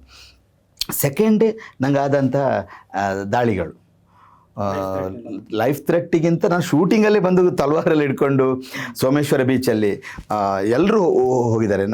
ನಾನು ಹೀಗೆ ಚೇರ್ ಹಾಕ್ಕೊಂಡು ಅದೇ ನಮ್ಮ ಮಾನಿಟರ್ ಮುಂದೆ ಕೂತ್ಕೊಂಡಿದ್ದಾಗ ಸೋಮೇಶ್ವರ ಬೀಚಲ್ಲಿ ಕಣ್ಮುಚ್ಚೇನೋ ನೋಡಿದಾಗ ಫುಲ್ಲು ಗ್ಯಾಂಗ್ ಬಂದು ಅಟ್ಯಾಕ್ ಮಾಡೋ ಥರ ಬಂತು. ಆ್ಯಂಡ್ ಎಲ್ಲರೂ ಹೋಗಿದ್ದು ನನಗೆ ಅವ್ರು ಬಂದಿದ್ದೇ ಗೊತ್ತಿಲ್ಲ, ಆ ದಾಳಿ ಆಗೋದೇ ನಂಗೆ ಗೊತ್ತಿರಲಿಲ್ಲ. ಆಮೇಲೆ ಬಂದು ನೀನು ಯಾಕೆ ಹಂಗೆ ತೋರಿಸಿದೆ ಅವರನ್ನು, ನಿಂಗೆ ಯಾರು ಆ ಥರ ತೋರಿಸ್ಲಿಕ್ಕೆ ಕೊಟ್ಟದು, ಇಲ್ಲ ಅದು ಚೇಂಜ್ ಮಾಡು, ಸರ್ ಚೇಂಜ್ ಮಾಡ್ತೇನೆ ಅಂತೇಳಿ. ಸೊ ಆ ಎರಡು ಅದು ತುಂಬ ಭಯ ಹುಟ್ಟಿಸಿತ್ತು ಆ ಘಟನೆ. ಸೋಮೇಶ್ವರ ಆಗಿರೋದು ಕಳಸದಲ್ಲೂ ಶೂಟ್ ಆಯಿತು. ಸೊ ಇದೆಲ್ಲ ಒಂಥರ ಚಾಲೆಂಜಿಂಗ್. ಮತ್ತು ನೋಡ್ಕೊಳ್ತೀನಿ ಅದೆಲ್ಲ ಅಫ್ಕೋರ್ಸ್ ಅದೆಲ್ಲ ಬರ್ತಾ ಇರುತ್ತೆ, ನೋಡ್ಕೊಳ್ತೇನೆ ನಿನ್ನನ್ನು ಅದು ಮಾಡು ಇದು ಮಾಡು. ಆಮೇಲೆ ಕೆಟ್ಟ ಕಮೆಂಟ್ಗಳು ನೋಡ್ತಾ ಇರ್ತೇನೆ. ಅದೆಲ್ಲ ನೋಡಿದಾಗ ಸರ್ ಪಾರ್ಟ್. ಈ ಮೂವಿನ ನೀವು ಇಷ್ಟಪಡ್ತಿರೋ ಇಲ್ವೋ ಗೊತ್ತಿಲ್ಲ, ಬಟ್ ಪ್ರತಿಯೊಬ್ಬರು ಕೂಡ ಕಾಂತಾರ ಜೊತೆ ಕಂಪೇರ್ ಮಾಡ್ತಾರೆ. ಸೊ ಎಲ್ಲೋ ಒಂದು ರೀತಿಯ ಭಯ ಇದೆಯಾ ನಿಮಗೆ? ಅಂದರೆ ಈ ಕಾಂತಾರ ಜೊತೆ ಕಂಪೇರ್ ಮಾಡಿಬಿಡ್ತಾರೆ. ಅಂದರೆ ಒಂದು ಮೈಂಡ್ಸೆಟ್ಟಲ್ಲಿ ಇರ್ತಾರೆ ಜನ, ಈ ದೈವ ಇದೆಲ್ಲ ಅಂದ ತಕ್ಷಣ ಇದು ಕೂಡ ಕಾಂತಾರ ಥರದ ಮೂವಿ ಅಂತೇಳಿ. ಸೊ ಅದರಿಂದ ಓವರ್ಕಮ್ ಮಾಡಲಿಕ್ಕೆ ಏನು ಸರ್? ಕಾಂತಾರಕ್ಕೆ ಅಲ್ಲೊಂದು ಸೋಷಿಯಲ್ ಇಶ್ಯೂ ಇತ್ತು. ನಾನು ಮಡಿ ಅಂತ ಒಂದು ಸಿನಿಮಾ ಮಾಡಿದ್ದೆ. ಮಡಿಯಲ್ಲಿ ನಾನು ಈ ಕಾಂತಾರ ಥರದ ಒಂದು ಜನರಲೈಸ್ ಸಬ್ಜೆಕ್ಟ್ ಮಾಡಿದ್ದೆ, ಬಟ್ ಇದು ದೈವದ ಬಗ್ಗೆ ಇರುವಂಥ ಕತೆ. So there is no comparison for Kantara. And ಆಮೇಲೆ ನಾನು ಕಾಂತಾರ ಆಗೋ ಮುಂಚೆ ನನ್ನದು ಕೊರಗಜ್ಜ ಸಿನಿಮಾ. ಅದು ಈಗ ಜನರಿಗೆ ಆ ವೇಷಭೂಷಣಗಳನ್ನು ನೋಡುವಾಗ ಬಿಕಾಸ್ ಒಂದು ಯುನಿಕ್ ಇದು. ಪ್ರೇಕ್ಷಕರು ಕೂಡ ಅದೇ ಮನವಿ ಮಾಡಿದ್ರು, ನೀವು ಕಾಂತಾರ ಅಂತ ನೋಡಬೇಡಿ. ಖಂಡಿತ ಬೇಡ. ಕಾಂತಾರದ ಯಾವುದೇ ಒಂದು ಪೂರ್ವಾಗ್ರಹ ಪೀಡಿತ ಭಾವನೆ ಇಟ್ಕೊಂಡು ನೋಡಬೇಡಿ. ಕಾಂತಾರಕ್ಕೆ ಇದಕ್ಕೆ ಯಾವುದೇ ಸಂಬಂಧ ಇಲ್ಲ. ನಾನು ಆ ಕಥೆಗೆ ನನ್ನ ಪ್ರೆಸೆಂಟೇಷನ್ನೇ ಬೇರೆ, ನಾನು ಸಿನಿಮಾನ ಟ್ರೀಟ್ ಮಾಡಿದ ರೀತಿಯೇ ಬೇರೆ. ಈ ಕಾಂತಾರದ ಬಗ್ಗೆ ಮಾತಾಡೋದಾದರೆ ಒಂದಿಷ್ಟು ಸಿನಿಮಾ ಪಾರ್ಟ್ 1 ಆಗಿರ್ಬೋದು, ಮೊದಲ ಭಾಗ ಆಗಿರ್ಬೋದು, 2ನೇ ಭಾಗ ಆಗಿರ್ಬೋದು, ಎಲ್ಲ ತುಂಬ ಸಕ್ಸಸ್ ಆಯಿತು. ಸೊ ಒಂದಿಷ್ಟು ವಿವಾದಗಳು ಕೂಡ ಸಿನಿಮಾ ಸುತ್ತಕೊಂಡು. ಸೊ ಇತ್ತೀಚೆಗೆ ರಿಷಬ್ ಶೆಟ್ಟಿಯವರು ಒಂದು ಭೂತಕೋಲ ಇದು ಮಾಡಿದಾಗ, ಆರ್ಗನೈಸ್ ಮಾಡಿದಾಗ, ಅಲ್ಲಿ ಪಂಜುರ್ಲಿ ದೈವ ಬಂದು ಅವ್ರನ್ನ ಕಾಲಲ್ಲಿ ಬಿದ್ದು ಹೊರಳಾಡೋ ರೀತಿಯಲ್ಲಿ ನಾವೆಲ್ಲ ನೋಡಿದ್ವಿ. ತುಂಬ ಅದಕ್ಕೆ ಟೀಕೆಗಳು ಬಂತು. ದೈವ ಮಾಡುತ್ತೆ. ನಾನು ಶೂಟ್ ಮಾಡಲಿಕ್ಕೆ ಮುಂಚೆ ಪುತ್ತೂರು ಹತ್ರ ಒಂದು ಸೆಟ್ ಆಗ್ತಾಯಿದ್ದೆ. ನಮ್ಮ ಹುಡುಗರೆಲ್ಲ ಸೆಟ್ ಆಗಿ, ನಾನೆಲ್ಲ ಆಗ ಬಾಂಬೆಲಿದ್ದೆ. ನಂಗೆ ಫೋನ್ ಮಾಡಿದರು, ಎಲ್ಲ ಸೆಟ್ ವರ್ಕರ್ಸ್ ಎಲ್ಲ ಜ್ಞಾನ ತಪ್ಪಿ ಬೀಳ್ತಾ ಇದ್ದಾರೆ, ಮತ್ತೆ ತಪ್ಪಿ ಬೀಳ್ತಾ ಇದ್ದಾರೆ. ಕೆಲವ್ರನ್ನ ಊರಿನವರೇ ಅರಿಶಿನ ನೀರೆಲ್ಲ ಕುಡಿಸಿ ಇದು ಮಾಡಿದ್ದಾರೆ, ಕೆಲವ್ರನ್ನ ಹಾಸ್ಪಿಟ್ಲ್ ಅಡ್ಮಿಟ್ ಮಾಡಿದರು ಅಂತೇಳಿ ಹೇಳಿ ನಡೀತಾ ಇತ್ತು. ನನಗೆ ಸೆಟ್ ಕಂಪ್ಲೀಟ್ ಮಾಡಲಿಕ್ಕೇ ಆಗಲಿಲ್ಲ. ಆಮೇಲೆ ನಾನು ಹೇಳಿದ್ರು ಈ ಥರ ಕೇಳಿ ಅಂತ ಒಬ್ಬರು ಅಸ್ಟ್ರಾಲಜರಿಗೆ ನಾನು ಫೋನ್ ಮಾಡಿ ಕೇಳಿದೆ, ನಾನು ರೆಗ್ಯುಲರ್ ಅಸ್ಟ್ರಾಲಜರ್ ಹೇಳಿ. ಅವ್ರು ನಿಮ್ಮಲ್ಲಿ ಗುಳಿಗ ಕಲುಟಿ ಇತ್ತ ನಿಮಗೆ? ನಮ್ಮ ಮನೇಲಿತ್ತು. ಯಾಕಂದರೆ ಅದು ನನ್ನ ಮನೆ. ಆಮೇಲೆ ಒಂಥರ ಪಾಳು ಬಿದ್ದ ಮನೆ, ಒಂದು 13-14 ವರ್ಷದ ಯಾರೂ ಅದರಲ್ಲಿ ಇರಲಿಲ್ಲ. ನಮ್ಮ ಮನೇಲಿದ್ದ ದೈವಗಳು ಅದರ ಒಳಗಿತ್ತು. ಅದನ್ನು ಯಾರು, ನಾನು ಕೂಡ ಅಂಥ ಒಂದು ದೊಡ್ಡ ಆರಾಧಕ ಅದೇ ಸತ್ಯ ಅನ್ನೋ ಮಟ್ಟಕ್ಕೆ ಇರಲಿಲ್ಲ, ಜಿಜ್ಞಾಸೆ ಇತ್ತು ನನಗೂ, ಕನ್ಫ್ಯೂಷನ್ ಲೈಕ್ ಅದು ಹೌದಾ ಅಲ್ವಾ ಅನ್ನೋ ಥರ. ಯಾಕಂದರೆ ನನಗಿಂತ ಹಿರಿಯರೆಲ್ಲ ಅದನ್ನು ಬಿಟ್ಟು ಹೋಗಿದ್ದಾರೆ, ಅವ್ರಿಗೆ ಏನೂ ಆಗಿಲ್ಲ, ನನಗೇನಾಗಬೇಕು ಅನ್ನೋದು ಇದರಲ್ಲಿದೆ. ಬಟ್ ಅಲ್ಲಿ ಕೇಳಿದಾಗ ಅಸ್ಟ್ರಾಲಜರ್ ನಿಮ್ಮಲ್ಲಿ ಇದೆ ಅಂತ ಹೇಳಿದಾಗ ನನಗೆ ಇದಾಯಿತು. ಮತ್ತು ಅದು ಇಲ್ಲ, ಫಸ್ಟ್ ಅದನ್ನು ನೀವು ಸರಿ ಮಾಡಿ, ಅದಕ್ಕೊಂದು ಗುಡಿ ಎಲ್ಲ ಮಾಡಿಕೊಡಿ ಅಂತ ಹೇಳಿದರು. ಸೊ ನಾನು ಏನೋ ಕಷ್ಟ ಬಂತು, ಅಲ್ಲಿ ಪ್ರಾಬ್ಲಮ್ಗಳು ಬಂತು, ನಮ್ಮ ರಿಲೇಟಿವ್ಸ್ನ ಬಂತು, ಯಾರೊಬ್ಬ ನೇಬರಿಂದ ಬಂತು. ಬಟ್ ನಾನು ಏನಿದ್ರು ದೇವ್ರ ಹತ್ರ ಇದು ಮಾಡಿ ನೋಡಿ, ನನಗೆ ಈ ಥರ ಯಾರೋ ಅಸ್ಟ್ರಾಲಜರ್ ಯಾಕೆ ಗೊತ್ತಿಲ್ಲದೊಬ್ಬ ವ್ಯಕ್ತಿ ಹೇಳಿದ್ದಾರೆ, ನಿಮ್ಮ ಇರುವಿಕೆ ಬಗ್ಗೆ ತೋರಿಸಿದ್ದಾರೆ, ನನಗೆ ನೀವಿದನ್ನು ಮಾಡಿಕೊಡ್ಬೇಕು. ಯಾಕೆ ಜನರ ಮುಂದೆ ನನಗೆ ಹೋಗಿ ಅವರನ್ನು ಎದುರಿಸಿ ಮಾಡೋ ಶಕ್ತಿ ಇಲ್ಲ. ನಾನು ಅಲ್ಲಿ ಹೋಗಿ, ನಾನು ಬೆಂಗಳೂರಲ್ಲಿ ಇದ್ಕೊಂಡು, ಬಾಂಬೆಲಿ ಇದ್ಕೊಂಡು ಅಲ್ಲಿ ಗುಡಿ ಎಲ್ಲ ನಿರ್ಮಾಣ ಮಾಡಿದೆ. ಬಟ್ ಫಸ್ಟಿಗೆ ಕೋಲ ಸೇವೆ ಕೊಟ್ಟೆ. ಕನ್ನಡದಿಂದ ಭಾಳಷ್ಟು ಭವ್ಯ ಮೇಡಮ್, ಶ್ರುತಿ ಮೇಡಮ್ ಎಲ್ಲ ಆ್ಯಕ್ಟರ್ಸ್, ತುಂಬ ನಮ್ಮ ಟೀಮ್ ತುಂಬ ಜನ ಬಂದಿದ್ದರು. ಅಲ್ಲಿ ಆ ಕಲ್ಲುಟ್ಟಿಗಳಿಗೆ ನನ್ನ ಕೈ ಹಿಡ್ಕೊಂಡು ಕಣ್ಣೀರು ಹಾಕಬೇಡ ಅಂತ ನನಗೂ ಅವರ ಅಭಿನಯದ ಮುಖಾಂತರ ಮಾಡಿಸೋದ್ರು.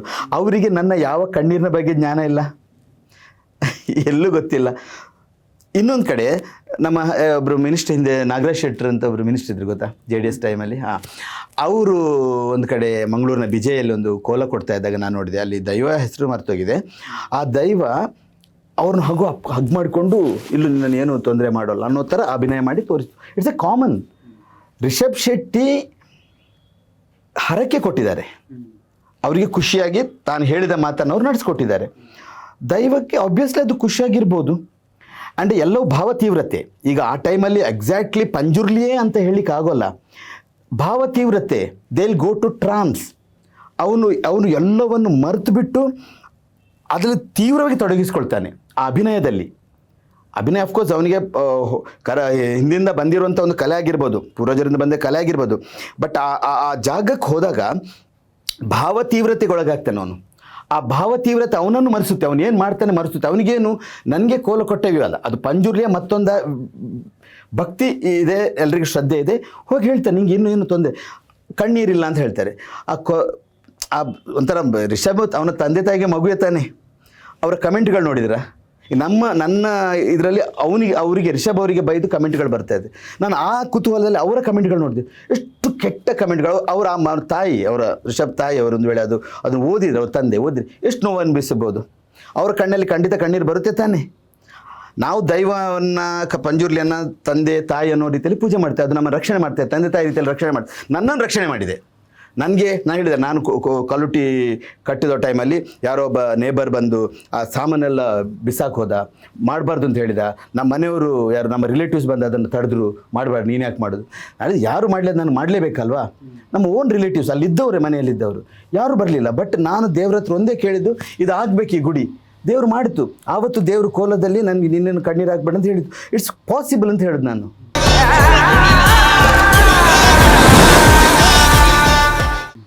ಆಮೇಲೆ ಅದರ ಜೊತೆಗೆ ಇನ್ನೊಂದಿಷ್ಟು ಸೋಷಿಯಲ್ ಮೀಡಿಯಾದಲ್ಲಿ ದೊಡ್ಡ ಮಟ್ಟದ ಟೀಕೆಗಳು ಕೇಳಿ ಬಂತು. ಸಿನಿಮಾ ನೋಡಿ ಬಂದಂಥ ಪ್ರೇಕ್ಷಕರು ಅದು ನೀವು ಹೇಳಿದಾಗೆ ಭಾವ ತೀವ್ರತೆಯೇ ಇರ್ಬೋದು ಅಥವಾ ಒಂದು ರೀತಿಯ ಹುಚ್ಚಾಟನೇ ಇರ್ಬೋದು. ಅಂದರೆ ಬಂದ ತಕ್ಷಣ ದೈವದ ಥರ ಕಿರ್ಚೋದು, ಈ ಥರ ಎಲ್ಲ ಮಾಡ್ಲಿಕ್ಕೆ ಶುರು ಮಾಡಿದರು ಆ ಸಿನಿಮಾ ನೋಡಿದ್ದು ಬಂದ ತಕ್ಷಣ. ಇದರ ಬಗ್ಗೆ ಕೂಡ ಸಾಕಷ್ಟು ಟೀಕೆಗಳು ಕೇಳಿ ಬಂತು. ಒಂದು ರೀತಿಯಲ್ಲಿ ದೈವಕ್ಕೆ ಮಾಡಿದ ಅಪಮಾನ ಅನ್ನೋ ರೀತಿಯಲ್ಲಿ. ಸರ್, ದೈವಕ್ಕೆ ಅಪಮಾನ, ಜನರು ಅದಕ್ಕೆ ಅಷ್ಟು ಬೇಗ ಕನೆಕ್ಟ್ ಆಗ್ತಾರೆ ಅಂತ ಹೇಳುವಂಥದ್ದು. ಈಗ ಜನರು ಈಗ ನಾವು ಉತ್ತರದಲ್ಲಿ ಏನು ಅದು ಮಾಡ್ತೀವಲ್ಲ, ರಾಮನವಮಿ ಟೈಮಲ್ಲಿ ಹನುಮಂತಂತರ ವೇಷ ಹಾಕೊಂಡು ಹೋಗ್ತಾರೆ ದಾರಿಯಲ್ಲಿ, ಅಥವಾ ಇನ್ನೊಂದು ನಮ್ಮ ಕಡೆ ಟ್ಯಾಬ್ಲೆದಲ್ಲಿ ಕೃಷ್ಣಂತರ ದಾರಿ ಹಾಕೊಂಡು ಹೋಗ್ತಾರೆ. ಸೊ ಅದೆಲ್ಲ ಅವರು ಅಟ್ರಾಕ್ಟ್ ಆಗಿರೋದು, ಒಂದು ಅದನ್ನು ಅವರು ಫಾಲೋ ಮಾಡ್ತಾರೆ. ಅದನ್ನು ನಾವು ಏನು ಅದು ಮಾಡಲೇಬಾರ್ದು ಅಂತ ಹೇಳುವಂಥದ್ದು. ಯಾಕೆ ರಾಮದಾಗಲಿ, ಕೃಷ್ಣಂದಾಗಲಿ, ದುರ್ಗಿದಾಗಲಿ, ಹನುಮಂತಂದಾಗಲಿ ಈ ಥರ ವೇಷಭೂಷಣಗಳು ರೋಡಲ್ಲಿ ಹೋಗೋದನ್ನು ನಾವು ನೋಡ್ತಾ ಇದ್ದೇವೆ. ನಾನು ಚಿಕ್ಕಂದೇ ನೋಡ್ತಾ ಇದ್ದೇನೆ. ಅಥವಾ ಇಲ್ಲಿಂದ ನಮ್ಮ ಕರ್ನಾಟಕ ಅಂತ ಅಲ್ಲ, ಆಲ್ ಓವರ್ ಇಂಡಿಯಾದಲ್ಲಿದೆ, ಆಲ್ ಓವರ್ ದ ವರ್ಲ್ಡಲ್ಲಿದೆ. ಬೇರೆ ಬೇರೆ ಸಂಪ್ರದಾಯದವರು ಬೇರೆ ಬೇರೆ ರೀತಿಯಲ್ಲಿ ಮಾಡ್ತಾರೆ. ಸೊ ಅದನ್ನು ನಿಲ್ಲಿಸೋದು ಹೇಗೆ, ಯಾಕೆ ಅದನ್ನು ಯಾಕೆ ಅದು ಹುಚ್ಚಾಟ ಅನ್ನೋ ಥರ ಅದನ್ನು ನಾವು ಯಾಕೆ. ಆಮೇಲೆ ಅದು ಮೈಯಲ್ಲಿ ಆವಾಹನೆ ಹಾಕೋ ಅನ್ನೋಂಥದ್ದು ಅವನ ಅನುಭವಕ್ಕೆ ಬಿಟ್ಟದ್ದು. ನಮಗೇನು ಹೇಳಲಿಕ್ಕಾಗಲ್ಲ, ಅವನಿಗೆ ಬಂದಿದೆ ಇಲ್ವ ಅಂತ ಗೊತ್ತಿಲ್ಲ. ನನಗೊಂದು ಧೈರ್ಯ ಇದೆ, ನಾನು ಯಾವ ದೈವದ ಮುಂದೆ ನಿಂತು ನನಗೆ ಅದು ಆ ಮೈಯಲ್ಲಿ ಆ ಮಟ್ಟಗೆ. ಕೆಲವರು ಅದಕ್ಕೆ ಭಾಳ ಸೆನ್ಸಿಟಿವ್ ಆಗಿರ್ತಾರೆ,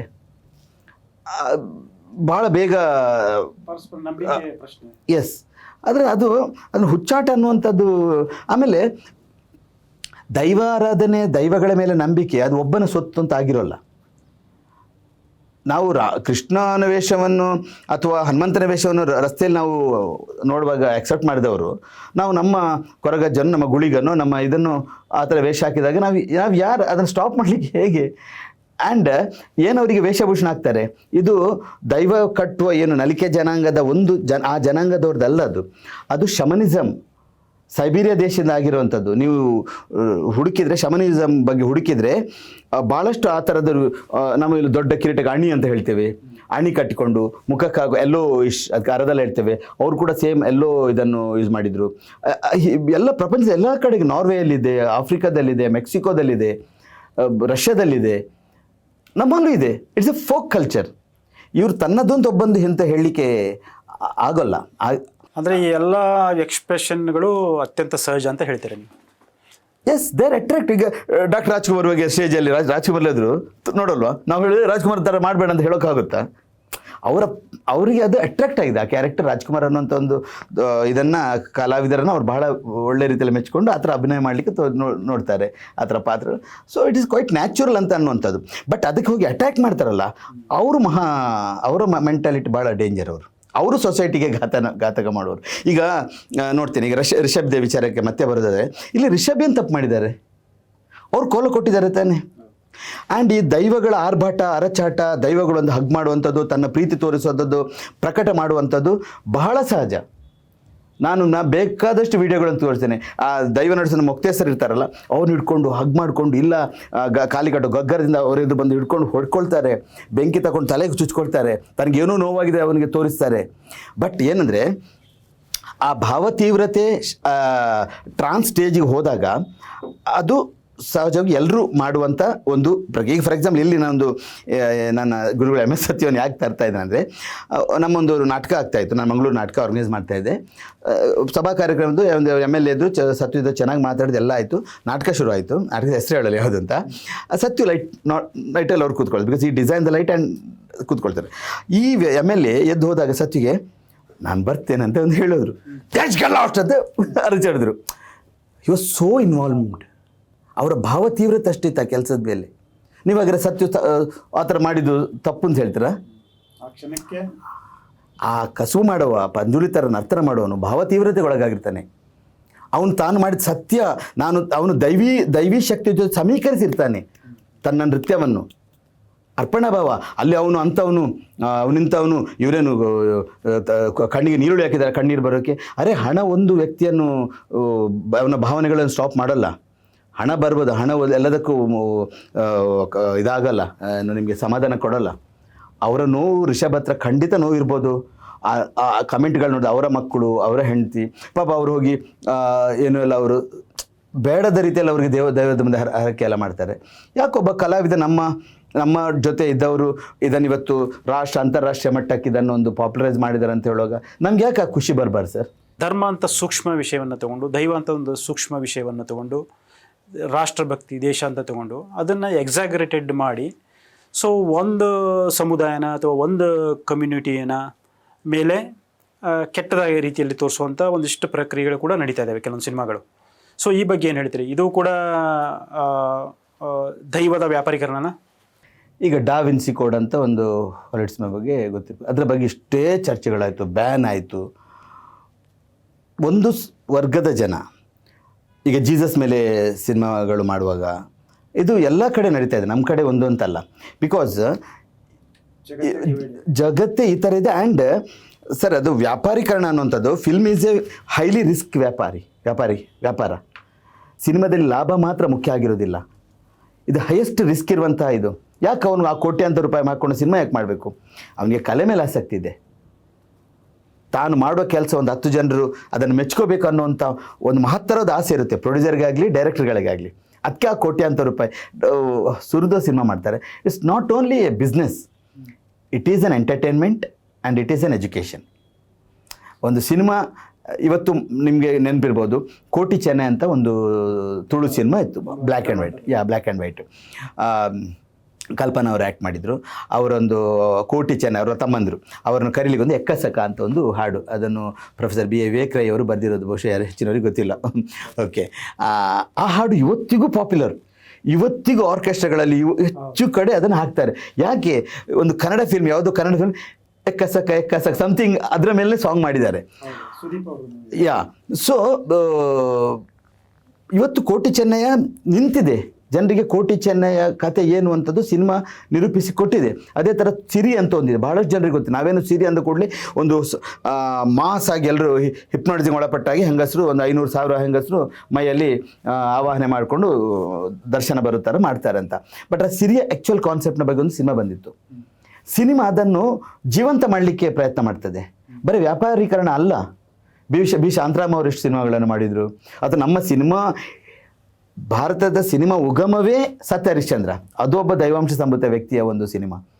ಸೊ ಯಾಕಂದರೆ ಇತಿಹಾಸ ಅಂದ ತಕ್ಷಣ ಸೊ 2 ಮುಖಗಳು ಇದ್ದೇ ಇರ್ತವೆ. ಸೊ ಅದನ್ನು ನಾವು ಪ್ರೇಕ್ಷಕರಿಗೆ ಅಥವಾ ಜನರಿಗೆ ಬಿಟ್ಟರೆ ದೇ ವಿಲ್ ಡಿಸೈಡ್ ಯಾವುದು ಸರಿ ಯಾವುದು ತಪ್ಪು ಅಂತೇಳಿ. ಯಾಕಂದರೆ ಇತಿಹಾಸಕಾರರು ಒಂದನ್ನು ಒಬ್ಬರು ಒಂದು ರೀತಿಯಲ್ಲಿ ನೋಡಿ ದಾಖಲಿಸಿರ್ತಾರೆ, ಇನ್ನೊಬ್ಬರು ಇನ್ನೊಂದು ರೀತಿಯಲ್ಲಿ ದಾಖಲಿಸಿರ್ತಾರೆ. ಇದು ಹೀಗೆ ಅಂತ ಹೇಳಲಿಕ್ಕೆ ಸಾಧ್ಯನೇ ಇಲ್ಲ. ಸೊ ಡಿಫ್ರೆನ್ಸ್ ಆಫ್ ಒಪಿನಿಯನ್ ಇದ್ದೇ ಇರುತ್ತೆ. ಯಾಕಂದರೆ ಅವ್ರವ್ರ ಪರ್ಸೆಪ್ಷನಲ್ಲಿ ಅವರು ರೆಡಿ ಮಾಡಿರ್ತಾರೆ. ಅದೇ ರೀತಿ ನಿಮ್ಮ ಕರಾವಳಿ ಭಾಗದಲ್ಲೇ ತೊಗೊಳ್ಳೋದಾದರೆ ಸೊ ಕೆಲವೊಂದು ಸೋಷಿಯಲ್ ಏನು ಸಾಮಾಜಿಕ ಪಿಡುಗು ಅಂತೀರ ಅಥವಾ ಅಂಧಶ್ರದ್ಧೆ ಅಂತೀರ, ಆಚರಣೆಗಳಂತೀರ, ಅವು ಕೆಲವೊಂದು ಇದ್ದೇ ಇದ್ದಾವೆ. ಮಡೆ ಸ್ನಾನನೂ ಇರ್ಬೋದು. ಸೊ ಇಂಥ ಪದ್ಧತಿಗಳ ಬಗ್ಗೆ ನಾವು ಇಂದಿನ ಪೀಳಿಗೆಗೆ ಜಾಗೃತಿ ಮೂಡಿಸುವಂತಿರಬೇಕು. ಅದೊಂದು ಸಂಪ್ರದಾಯ, ಅದನ್ನೇ ಮುಂದುವರಿಸಿ ಅಂತ ಹೇಳೋ ರೀತಿಯಲ್ಲಿ ನಮ್ಮ ಸಿನಿಮಾನೋ ನಮ್ಮ ಮನಸ್ಥಿತಿಯೋ ಇತ್ತಂದರೆ ಸೊ ಅದು ಸೊಸೈಟಿಗೆ ಏನು ಮೆಸೇಜ್ ಕೊಡುತ್ತೆ ಅಂತ ಬದಲಾವಣೆಗಳು ತೋರಿಸ್ಬೇಕು ಸರ್. ಯಾಕಂದರೆ ಈಗ ನಮ್ಮಲ್ಲಿ ಭೂತಾರಾಧನೆಯನ್ನೇ ಒಂದು ತಗೊಳ್ಳೋದಂತಾದರೆ ಅದರ ಬಗ್ಗೆ ಹೆಚ್ಚು ಸ್ಟಡಿ ಆಗಿಲ್ಲ ಸರ್. ನಾನೊಂದು ಏನು ಹೇಳಬೇಕಂದ್ರೆ, ಪೊಳಲಿ ಅಂತ ಒಂದು ಜಾಗ ಇದೆ, ಅಲ್ಲಿ ರಾಜರಾಜೇಶ್ವರಿ ದೇವಸ್ಥಾನ ಭಾಳ ಇದು. ಅದನ್ನು ಆ್ಯಕ್ಚುಲಿ ಒಬ್ಬ ಸುರತರಾಯ ಅಂತ ಕೇರಳದ ಒಬ್ಬ ರಾಜ ಕಟ್ಟಿಸಿರುವಂಥದ್ದು. ಅದು ಹಿಮಾಲಯಕ್ಕೆ ಹೋಗಿ ತಪಸ್ಸು ಮಾಡಿ ಅಲ್ಲಿನ ರಾಜರಾಜೇಶ್ವರಿ ದೇವಿಯನ್ನು ಕರ್ಕೊಬಂದು ಇಲ್ಲಿ ಮಾಡಿದ್ದಾರೆ ಅಂತ.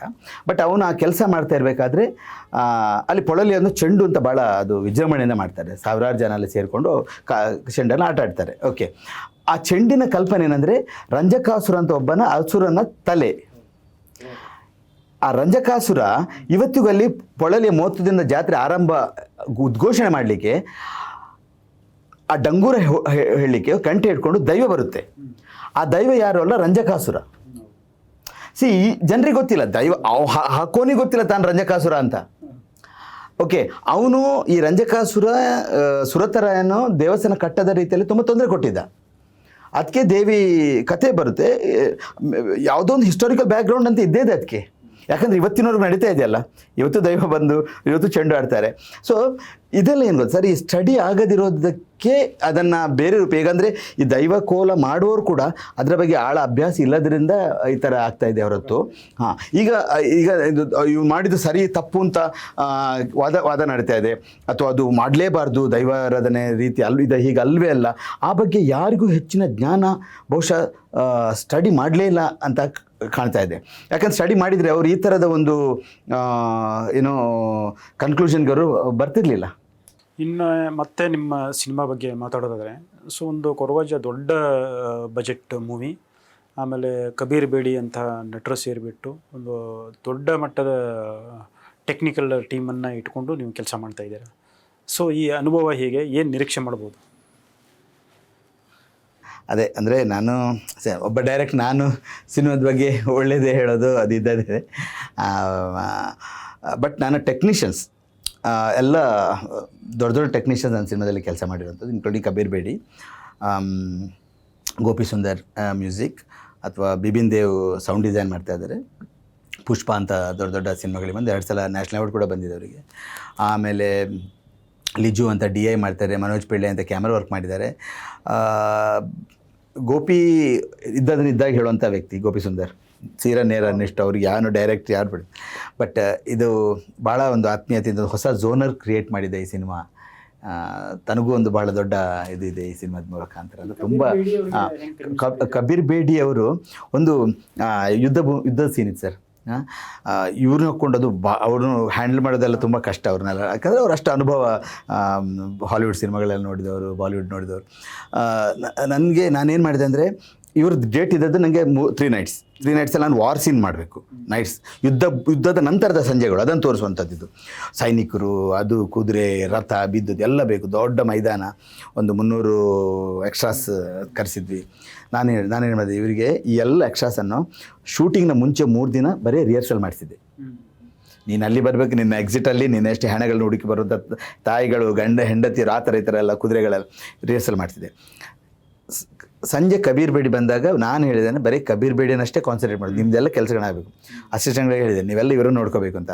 3 ಡೇಸ್ ಮುಂಚೆ 3 ಡೇ ಟೈಮ್ ಶೂಟಿಂಗ್ ರಾತ್ರಿ ಇದ್ದರೆ ಫುಲ್ ಈ ರಿಹರ್ಸಲ್ ನಡೀತಾ ಇತ್ತು.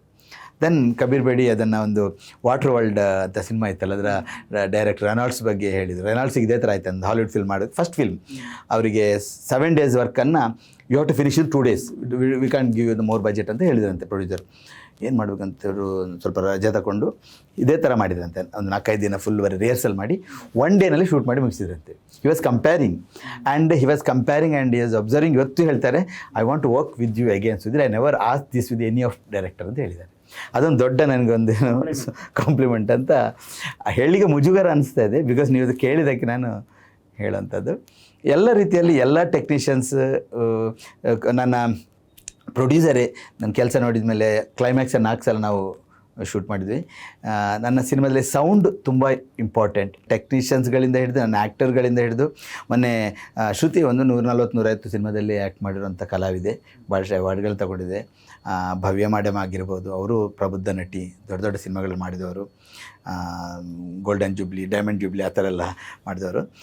ಶ್ರುತಿ ಒಂದು ಮಾತು ಹೇಳ್ತಾಯಿದ್ರು, ನನ್ನ ಎಲ್ಲ ಪಾತ್ರಗಳು ಬಂದಾಗ ನಾನು ಕಣ್ಣೊತ್ಕೊಂಡು ನನ್ನ ತಂದೆ ತಾಯಿಯವರ ಆಶೀರ್ವಾದದಿಂದ ಸಿಕ್ತು ಅಂತ ಹೇಳಿದ್ದೇನೆ. ಆದರೆ ಈ ಪಾತ್ರ ಸರಸ್ವತಿಯ ಒಂದು ಆಶೀರ್ವಾದ ಸಿಗುವಂಥ ರೀತಿಯಲ್ಲಿದೆ ಅಂತ ಹೇಳ್ತಾಯಿದ್ರು. ಬಿಕಾಸ್ ಅವರನ್ನು ನಾನು ಕ್ಲೈಮ್ಯಾಕ್ಸಲ್ಲಿ ಅವರನ್ನು ಶ್ರುತಿಯನ್ನು ಒಂದು ನೀವು ನೋಡೋದ ರೀತಿಯಲ್ಲಿ ಶ್ರುತಿಯನ್ನು ಇಲ್ಲಿ ಪೋರ್ಟ್ರೇ ಮಾಡಿದ್ದೇನೆ. ಅವ್ರ ಮನೇಲಿ ಮೊನ್ನೆ ಸಿನಿಮಾ ನೋಡಿದ ಮೇಲೆ ನಮ್ಮ friend Vidyadhar, because is A back bone of the film, ಎಲ್ಲ ಕೆಲಸಗಳವರು ಭಾಳ ಇದರಲ್ಲಿ ಮಾಡ್ತಾಯಿದ್ರು. ನಾನು ಈಗ ಕಾಣ್ತೇನಂತ ಹೊರತು ವಿದ್ಯಾಧರ್ ಕಾಣದ ರೀತಿಯಲ್ಲಿ ಎಷ್ಟು ಕೆಲಸ ಮಾಡಿದ್ದಾರೆ. Is a editor also, executive producer. ಅವರು ನಾವು ಸಿನಿಮಾ ನೋಡಿದ ಮೇಲೆ ಶ್ರುತಿ ಮೇಡಮ್ ಹತ್ರ ಹೋಗಿ ಹೇಳಿದ್ರು, ಮೇಡಮ್ ಮಾತಾಡಬೇಡಿ ಸರ್, 10 ಮಿನಿಟ್ಸ್ ಬಿಟ್ಬಿಟ್ಟು ನನಗೆ I want to get relax myself. ಆ ತೀವ್ರತೆ ಅವರೇ ಮಾಡಿದ ಪಾತ್ರ ಅಷ್ಟು ಅವರಿಗೆ ಕಾಡಿತು. ಸೊ ಈ ಥರ ಒಂದು ಏನೋ ಒಂದು ಬೇರೆ ಒಂದು ನಿಮಗೆ ಅನುಭವಗಳನ್ನು ನೀವು ಈ ಸಿನಿಮಾದ ಮುಖಾಂತರ ಪಡಿಬಹುದು ಅನ್ನುವಂಥದ್ದು ನಾನು ಹೇಳಬಲ್ಲೆ. ಈಗ ಸಾಂಗ್ ಕೂಡ ತುಂಬ ದೊಡ್ಡ ಮಟ್ಟದ ಒಂದು ಟ್ರೆಂಡಿಂಗ್ ಅಲ್ಲಿದೆ. ಹೌದು. ಸೊ ಆ ಪಿಕ್ಚರೈಸೇಷನ್ ಕೂಡ ತುಂಬ ಅದ್ಭುತವಾಗಿ ಬಂದಿದೆ. ಅದೇ ಆವತ್ತು 2 ರಾತ್ರಿನೂ ಅದು ರೌಡಿಗಳ ಇದರಲ್ಲಿ ಶೂಟ್ ನಿಲ್ಲಿಸುವಂಥದ್ದು ಭಯದಲ್ಲಿ.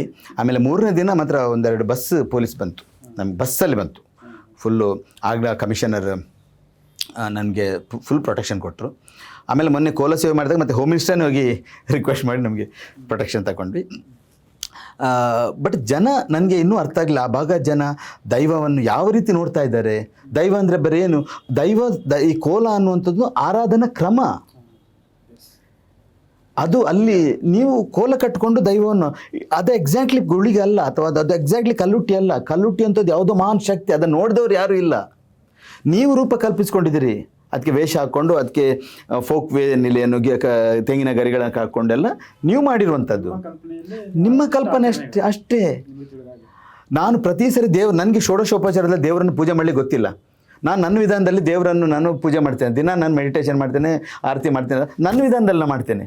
ನನಗೆ ಅರ್ಚಕರು ಮಾಡ್ತಾರಲ್ಲ, ಹೀಗೆ ಹೊಡಿದ ತಂತ್ರ ನಂಗೆ ಗೊತ್ತಿಲ್ಲ, ಬಟ್ ದೇವ್ರು ನನಗೆ ಏನು ಬೇಕಾದ್ರೂ ಮಾಡ್ತಾರಲ್ಲ. ಸೊ ನೀವು ದೈವಾರಾಧನೆ ನಿಮ್ಮ ಕೋಲ ರೀತಿಯಲ್ಲಿ ಏನು ಮಾಡ್ತೀರ, ಅದು ನಿಮ್ಮ ಆರಾಧನಾ ಕ್ರಮ, ಅದೇ ಗುಳಿಗಲ್ಲ. ಗುಳಿಗ ತೆಯ್ಯಮಲ್ಲಿ ಗುಳಿಗನ್ನು ತೋರಿಸ್ತಾರೆ ಕೇರಳದಲ್ಲಿ, ಅವರ ಕಲ್ಪನೆ ಬೇರೆ ಇದೆ ಗುಳಿಗನ್ನು ತೋರಿಸುವಂಥದ್ದು.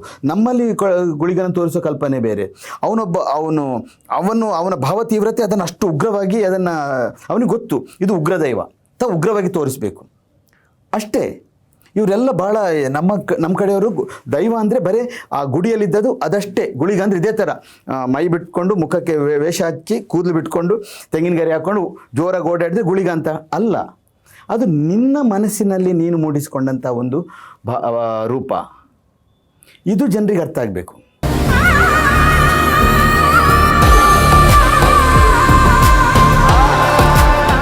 ಇತ್ತೀಚೆಗೆ ನೀವು ನೋಡಿರ್ಬೋದು ಸೋಷಿಯಲ್ ಮೀಡಿಯಾಗಳಲ್ಲಿ ತುಂಬ ಕಮೆಂಟ್ಸ್ಗಳು, ತುಂಬ ಎಲ್ಲ ಟೀಕೆಗಳು ಬರ್ತಾ ಇದ್ದಾವೆ. ಏನಂತಂದರೆ ದೈವಕ್ಕೆ ಅಪಚಾರ ಮಾಡ್ತಾ ಇದ್ದಾರೆ. ರಿಷಭರಾಗಿರ್ಬೋದು, ಸಿನಿಮಾ ಮಾಡೋರಾಗಿರ್ಬೋದು. ಇತ್ತೀಚೆಗೆ ಅವರು ಮಂಗಳೂರಲ್ಲಿ ಒಂದು ನೇಮ ಮಾಡಿದಾಗ ಸೊ ದೈವ ಬಂದು ರಿಷಭರ ಕಾಲಲ್ಲಿ ಬಿದ್ದು ಹೊರಳಾಡ್ತು. ಅದೇ ದೈವ ಕಟ್ಟುವ ಸಮಯದಲ್ಲಿ ನಿಜವಾಗಿ ಅವನ ಮೇಲೆ ದೈವ ಬರೋದು ಒಂದು ಅನ್ನುವಂಥ ನಂಬಿಕೆ ಇದ್ರೂ ಅವನು ಭಾವತೀವ್ರತೆಗೆ ಒಳಗಾಗಿರ್ತಾನೆ. ಅವನು ಟ್ರಾನ್ಸ್ ಸ್ಥಿತಿಗೆ ಹೋಗಿರ್ತಾನೆ. ಯಾರು ದೈವ ಕಟ್ಟುವವ ಆ ಭಾವತೀವ್ರತೆಯ ಸಮಯದಲ್ಲಿ ಅವನೇನು ಕಲ್ಪಿಸ್ಕೊಂಡಿದ್ದಾನೆ ಅದನ್ನು ಉಗ್ರವ ರೀತಿಯಲ್ಲಿ, ಅದಕ್ಕೆ 100% ಜಸ್ಟಿಸ್ ಕೊಡುವ ರೀತಿಯಲ್ಲಿ, ಅಭಿನಯ ರೀತಿಯಲ್ಲಿ ಅದವನ ಅಭಿನಯದ ಒಂದು ಕೆಪಾಸಿಟಿ ಅದು ಪ್ರಕಟ ಮಾಡ್ತಾನೆ. ಈಗ ನಮ್ಮಲ್ಲಿ ದೈವಗಳು ನಮ್ಮನ್ನು ತಂದೆ ತಾಯಿ ರೀತಿಯಲ್ಲಿ ರಕ್ಷಣೆ ಮಾಡ್ತದೆ ಅನ್ನುವಂಥದ್ದಿದೆ ನಂಬಿಕೆ. ಅದು ನಾನು ಯಾರು ದೈವಕ್ಕೆ ಪೂಜೆಯನ್ನು ಅರ್ಪಣಾ ಭಾವದಿಂದ ಕೊಡ್ತಾರೆ ಅವರಿಗೆಲ್ಲ ದೈವ ಈ ಥರ ಅಭಯ ಕೊಡುತ್ತೆ. ಅದು ಅವನ ಭಾವ ತೀವ್ರತೆಯ ಮೇಲೆ ಹೊಂದಿರುತ್ತೆ. ಅವನಿಗೇನು ಆ ಕಟ್ಟಿದವನಿಗೆ ತಾನು ಈಗ ಪಂಜುರ್ಲಿ, ನನಗೆ ಈ ಸೇವೆ ಕೊಟ್ಟವನು ರಿಷಬ್ ಶೆಟ್ಟಿ, ಅದಷ್ಟೇ ಅವನ ತಲೆ ಇದರಲ್ಲಿತ್ತು. ಸೊ ಅದು ಮಗುವಿನಂತೆ ಅವನ ತಲೆ ತೊಡೆಲಿಟ್ಟು ಹಿಂದೇನೂ ಮಾಡಿದೆ. ನಾನು ಹೇಳಿ ನಾಗರಾಜ್ ಶೆಟ್ಟರ್ ಅಂತ ಮಿನಿಸ್ಟ್ರ್ ಇದ್ದರು, ನಾನು ಅದನ್ನು ನೋಡಿದ್ದೀನಿ. ಅವ್ರು ಮಿನಿಸ್ಟರ್ ಆಗಿದ್ದ ಟೈಮಲ್ಲಿ ದೈವ ಅವರು ಕೋಲ ಕೊಟ್ಟರು ಮಂಗಳೂರಿನ ವಿಜಯ್ ಅಂತ ಒಂದು ಜಾಗ ಇದೆ, ವಿಜಯ್ ಜಾಗದಲ್ಲಿ. ಏನು ಮೊನ್ನೆ ರಿಷಬ್ ಅವರು ಕೊಟ್ಟರು ಅದೇ ಅಂದರೆ ಬೇರೆ ಭೂತದ ಕೋಲ, ಇದು ಆಶ್ರಯ ತಾಣ. ಅಲ್ಲಿ ದೈವ ನಾಗರಾಜ್ ಶೆಟ್ಟರನ್ನು ತಪ್ಪಿಕೊಂಡು ಇದೆಲ್ಲ ಮಾಡಿದೆ. ಇದು ಭಾಳ ಕಾಮನ್, ದೈವ ನಡೆಸುವವನಿಗೆ ಈ ಥರ ಮಾಡಿ. ಹಾಗೆ ರಿಷಬ್ ಏನು ತಪ್ಪು ಮಾಡಿದ್ದಾರೆ? ಆ್ಯಂಡ್ ರಿಷಬ್ ಹಣ ಫ್ಲಾಪ್ ಆಗ್ತಿದೆ ಇಷ್ಟೆಲ್ಲ ಮಾತಾಡ್ತಿದ್ರಾ? ರಿಷಬ್ನ ಫಿಲ್ಮ್ ಸಕ್ಸಸ್ ಆದಕ್ಕೆ ನಾವು ಖುಷಿ ಪಡ್ಬೇಕು ತಾನೆ. ಅದರ ಬಗ್ಗೆ ಅವರಿಗೆ ಇಷ್ಟೆಲ್ಲ ನೋವು. ಅವರ ಕಮೆಂಟ್ಗಳು ನೋಡಿದಾಗ ಯಾರಿಗೂ ಬೇಕಾ? ರಿಷಬ್ ಅವರ ತಾಯಿಗೆ ಒಂದು ಮಗುವೆ ಅಲ್ವಾ? ಅವರ ತಾಯಿಯ ಕಮೆಂಟ್ಗಳನ್ನ ನೋಡ್ತೀರಿ, ತಂದೆಯ ಕಮೆಂಟ್ ನೋಡೋಕೆ ಎಷ್ಟು ನೋವು ಪಡ್ತಾರೆ, ಹೇಳ್ಕೊಳ್ಳಲ್ಲ ಅಷ್ಟೇ ಅವರು. ಈಗ ನಾನು ನನ್ನ ಇದರಲ್ಲಿ ಯೂಟ್ಯೂಬ್ ಇದರಲ್ಲಿ ರಿಷಬಿಗೆ ಕಮೆಂಟ್ ಹಾಕ್ತಾರೆ, ಕೆಟ್ಟದಾಗಿ ಇದ್ದಾಳೆ. ಅದು ಅವರ ಮೆಂಟಾಲಿಟಿ ತೋರಿಸುತ್ತೆ. ಅಫ್ಕೋರ್ಸ್ ರಿಷಬ್ ಅಂತವ್ರಿಗೆ ಅದೆಲ್ಲೂ ಟಚ್ ಆಗೋಲ್ಲ, ಬಿಕಾಸ್ ಅವರು ಅದನ್ನೆಲ್ಲ ಮೀರಿ ಭಾಳ ದೊಡ್ಡ ಮಟ್ಟಕ್ಕೆ ಇವತ್ತು ದೈವದ ಒಂದು ಆಶೀರ್ವಾದದಿಂದ ತಪ್ಪೇ ಆಗಿದೆ. ಅಥವಾ ಕಥೆಯಲ್ಲಿ ಏನೋ ಸಣ್ಣ ಪುಟ್ಟದ್ದು ಏನಾದರೂ ಅವರ ಕ್ಲಾರಿಫಿಕೇಶನ್ ಆದರೆ ನೇರವಾಗಿ ಕೇಳ್ಕೊಂಡು ಮಾಡಲಿ, ಯಾವುದೋ ಒಂದು ಪ್ಯಾನಲಿ ಕರೆದು ಮಾತಾಡ್ಕೊಳ್ಳಿ. ಸೊ ಅದರ ಬದಲು ನೀನು ರಕ್ತಕಾರಿ ಸಾಯ್ತಿ, ನೀನು ಅದಾಗ್ತಿ, ದೈವಕ್ಕೆ ಇದು ಮಾಡೋದು. ಕನ್ನಡ ಸಿನಿಮಾ ಬಗ್ಗೆ ಒಂದಿಷ್ಟು ಆರೋಪಗಳಿದ್ದಾವೆ. ಏನಂತಂದರೆ ಕನ್ನಡದಲ್ಲಿ ಒಳ್ಳೊಳ್ಳೆ ಕಥೆಗಳು ಇತ್ತೀಚೆಗೆ ಬರ್ತಾ ಇಲ್ಲ. ಅದೇ ಮಲಯಾಳಮಲ್ಲಿ ಬರ್ತವೆ, ತಮಿಳಲ್ಲಿ ಬರ್ತವೆ, ಕನ್ನಡದಲ್ಲಿ ಬರ್ತಾ ಇಲ್ಲ.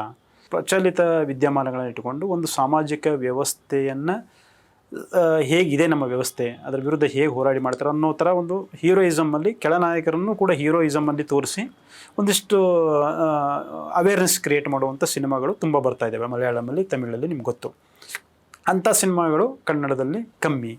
ಒಳ್ಳೆ ಕಥೆಗಳು ಬರ್ತಾ ಇಲ್ಲ, ಎಲ್ಲೋ 1-2 ಬರ್ತವೆ. ಸೊ ಇದಕ್ಕೆ ಏನು ಕಥೆಗಾರರ ಕೊರತೆ ಇದೆಯಾ ಅಥವಾ ನಾವು ಹೆಚ್ಚು ತಲೆ ಕೆಡಿಸ್ಕೊಳ್ತಾ ಇಲ್ವಾ? ಎಲ್ಲರೂ ಈಗ ಗ್ರಾಫಿಕ್ಸು, ದೊಡ್ಡ ಬ್ಯಾನರು, ಪ್ಯಾನ್ ಇಂಡಿಯಾ ಅನ್ನೋ ಮೂಡಲ್ಲಿದ್ದಾರೆ. ಅಂದರೆ ಇದು cinema actually should have been A directors media. It should be always directors media. So ಹೇಳಿ ಸರ್. ಇವಾಗ ಹೆಚ್ಚು ಕಮ್ಮಿ ಅದು ಗ್ರಾಫಿಕ್ಸು, ಟೆಕ್ನಿಕಲ್ ಮೇಕಿಂಗ್. ಫಸ್ಟಿಗೆ ಸ್ಟಾರ್ ಇದ್ದಾನ, ಅವನು ಇಷ್ಟು ದುಡ್ಡು ಹಾಕ್ತಾನೆ, ಇನ್ನು ದುಡ್ಡು ಹಾಕ್ತಾನೆ. ಆ ಸ್ಟಾರ್ ಸಿನಿಮಾ ಬೆಲೆ ಅದು ನೆಲಕಚ್ಚಿ ಸತ್ಯನಾಶ ಹೋಗಲಿ, ಬಟ್ ಆ ಸ್ಟಾರಿಸಮ್ ಇವತ್ತು ಸಿನಿಮಾ ಇಂಡಸ್ಟ್ರಿಯನ್ನು ಆಳ್ತಾ ಇದೆ. ಅದು ನಿಮ್ಮ ಪ್ರಶ್ನೆಗೆ ಬಹುಶಃ ಅಲ್ಲಿ ನಿಮಗೆ ಉತ್ತರ ಬರುತ್ತೆ. 2 ವರ್ಷಕ್ಕೆ ಒಂದು ಸರಿ, 3 ವರ್ಷಕ್ಕೆ ಒಂದೇ ಸಿನಿಮಾ ಮಾಡೋದು ಅಲ್ಲ. ಆಮೇಲೆ ಅವ್ರದ್ದು ಕೆಲವು ಕ್ಯಾಲ್ಕುಲೇಷನ್, ನಂಗೆ ಇಷ್ಟು ಫಾರಿನ್ ಶೂಟ್ ಆಗಬೇಕು, ನಂಗೆ ಇದೇ ಹೀರೋಯಿನ್ ಬೇಕು, ದೇ ವಿಲ್ ಡಿಸೈಡ್ ಇದು. ಡೈರೆಕ್ಟ್ರಲ್ಲಿ ಬರೀ ಒಂದು ಏನು ಹೇಳ್ತೇನೆ, ಒಂಥರ ತುಂಬ ಯಾಕಂದ್ರೆ ಸ್ಟಾರ್ ಡಿಕ್ಟೇಟ್, ನನಗೆ ನಾಳೆ ಶೂಟ್ ಬೇಡ, ನಂಗೆ ಇವತ್ತು ಮಧ್ಯಾಹ್ನ ಪ್ಯಾಕಪ್ ಮಾಡಪ್ಪ.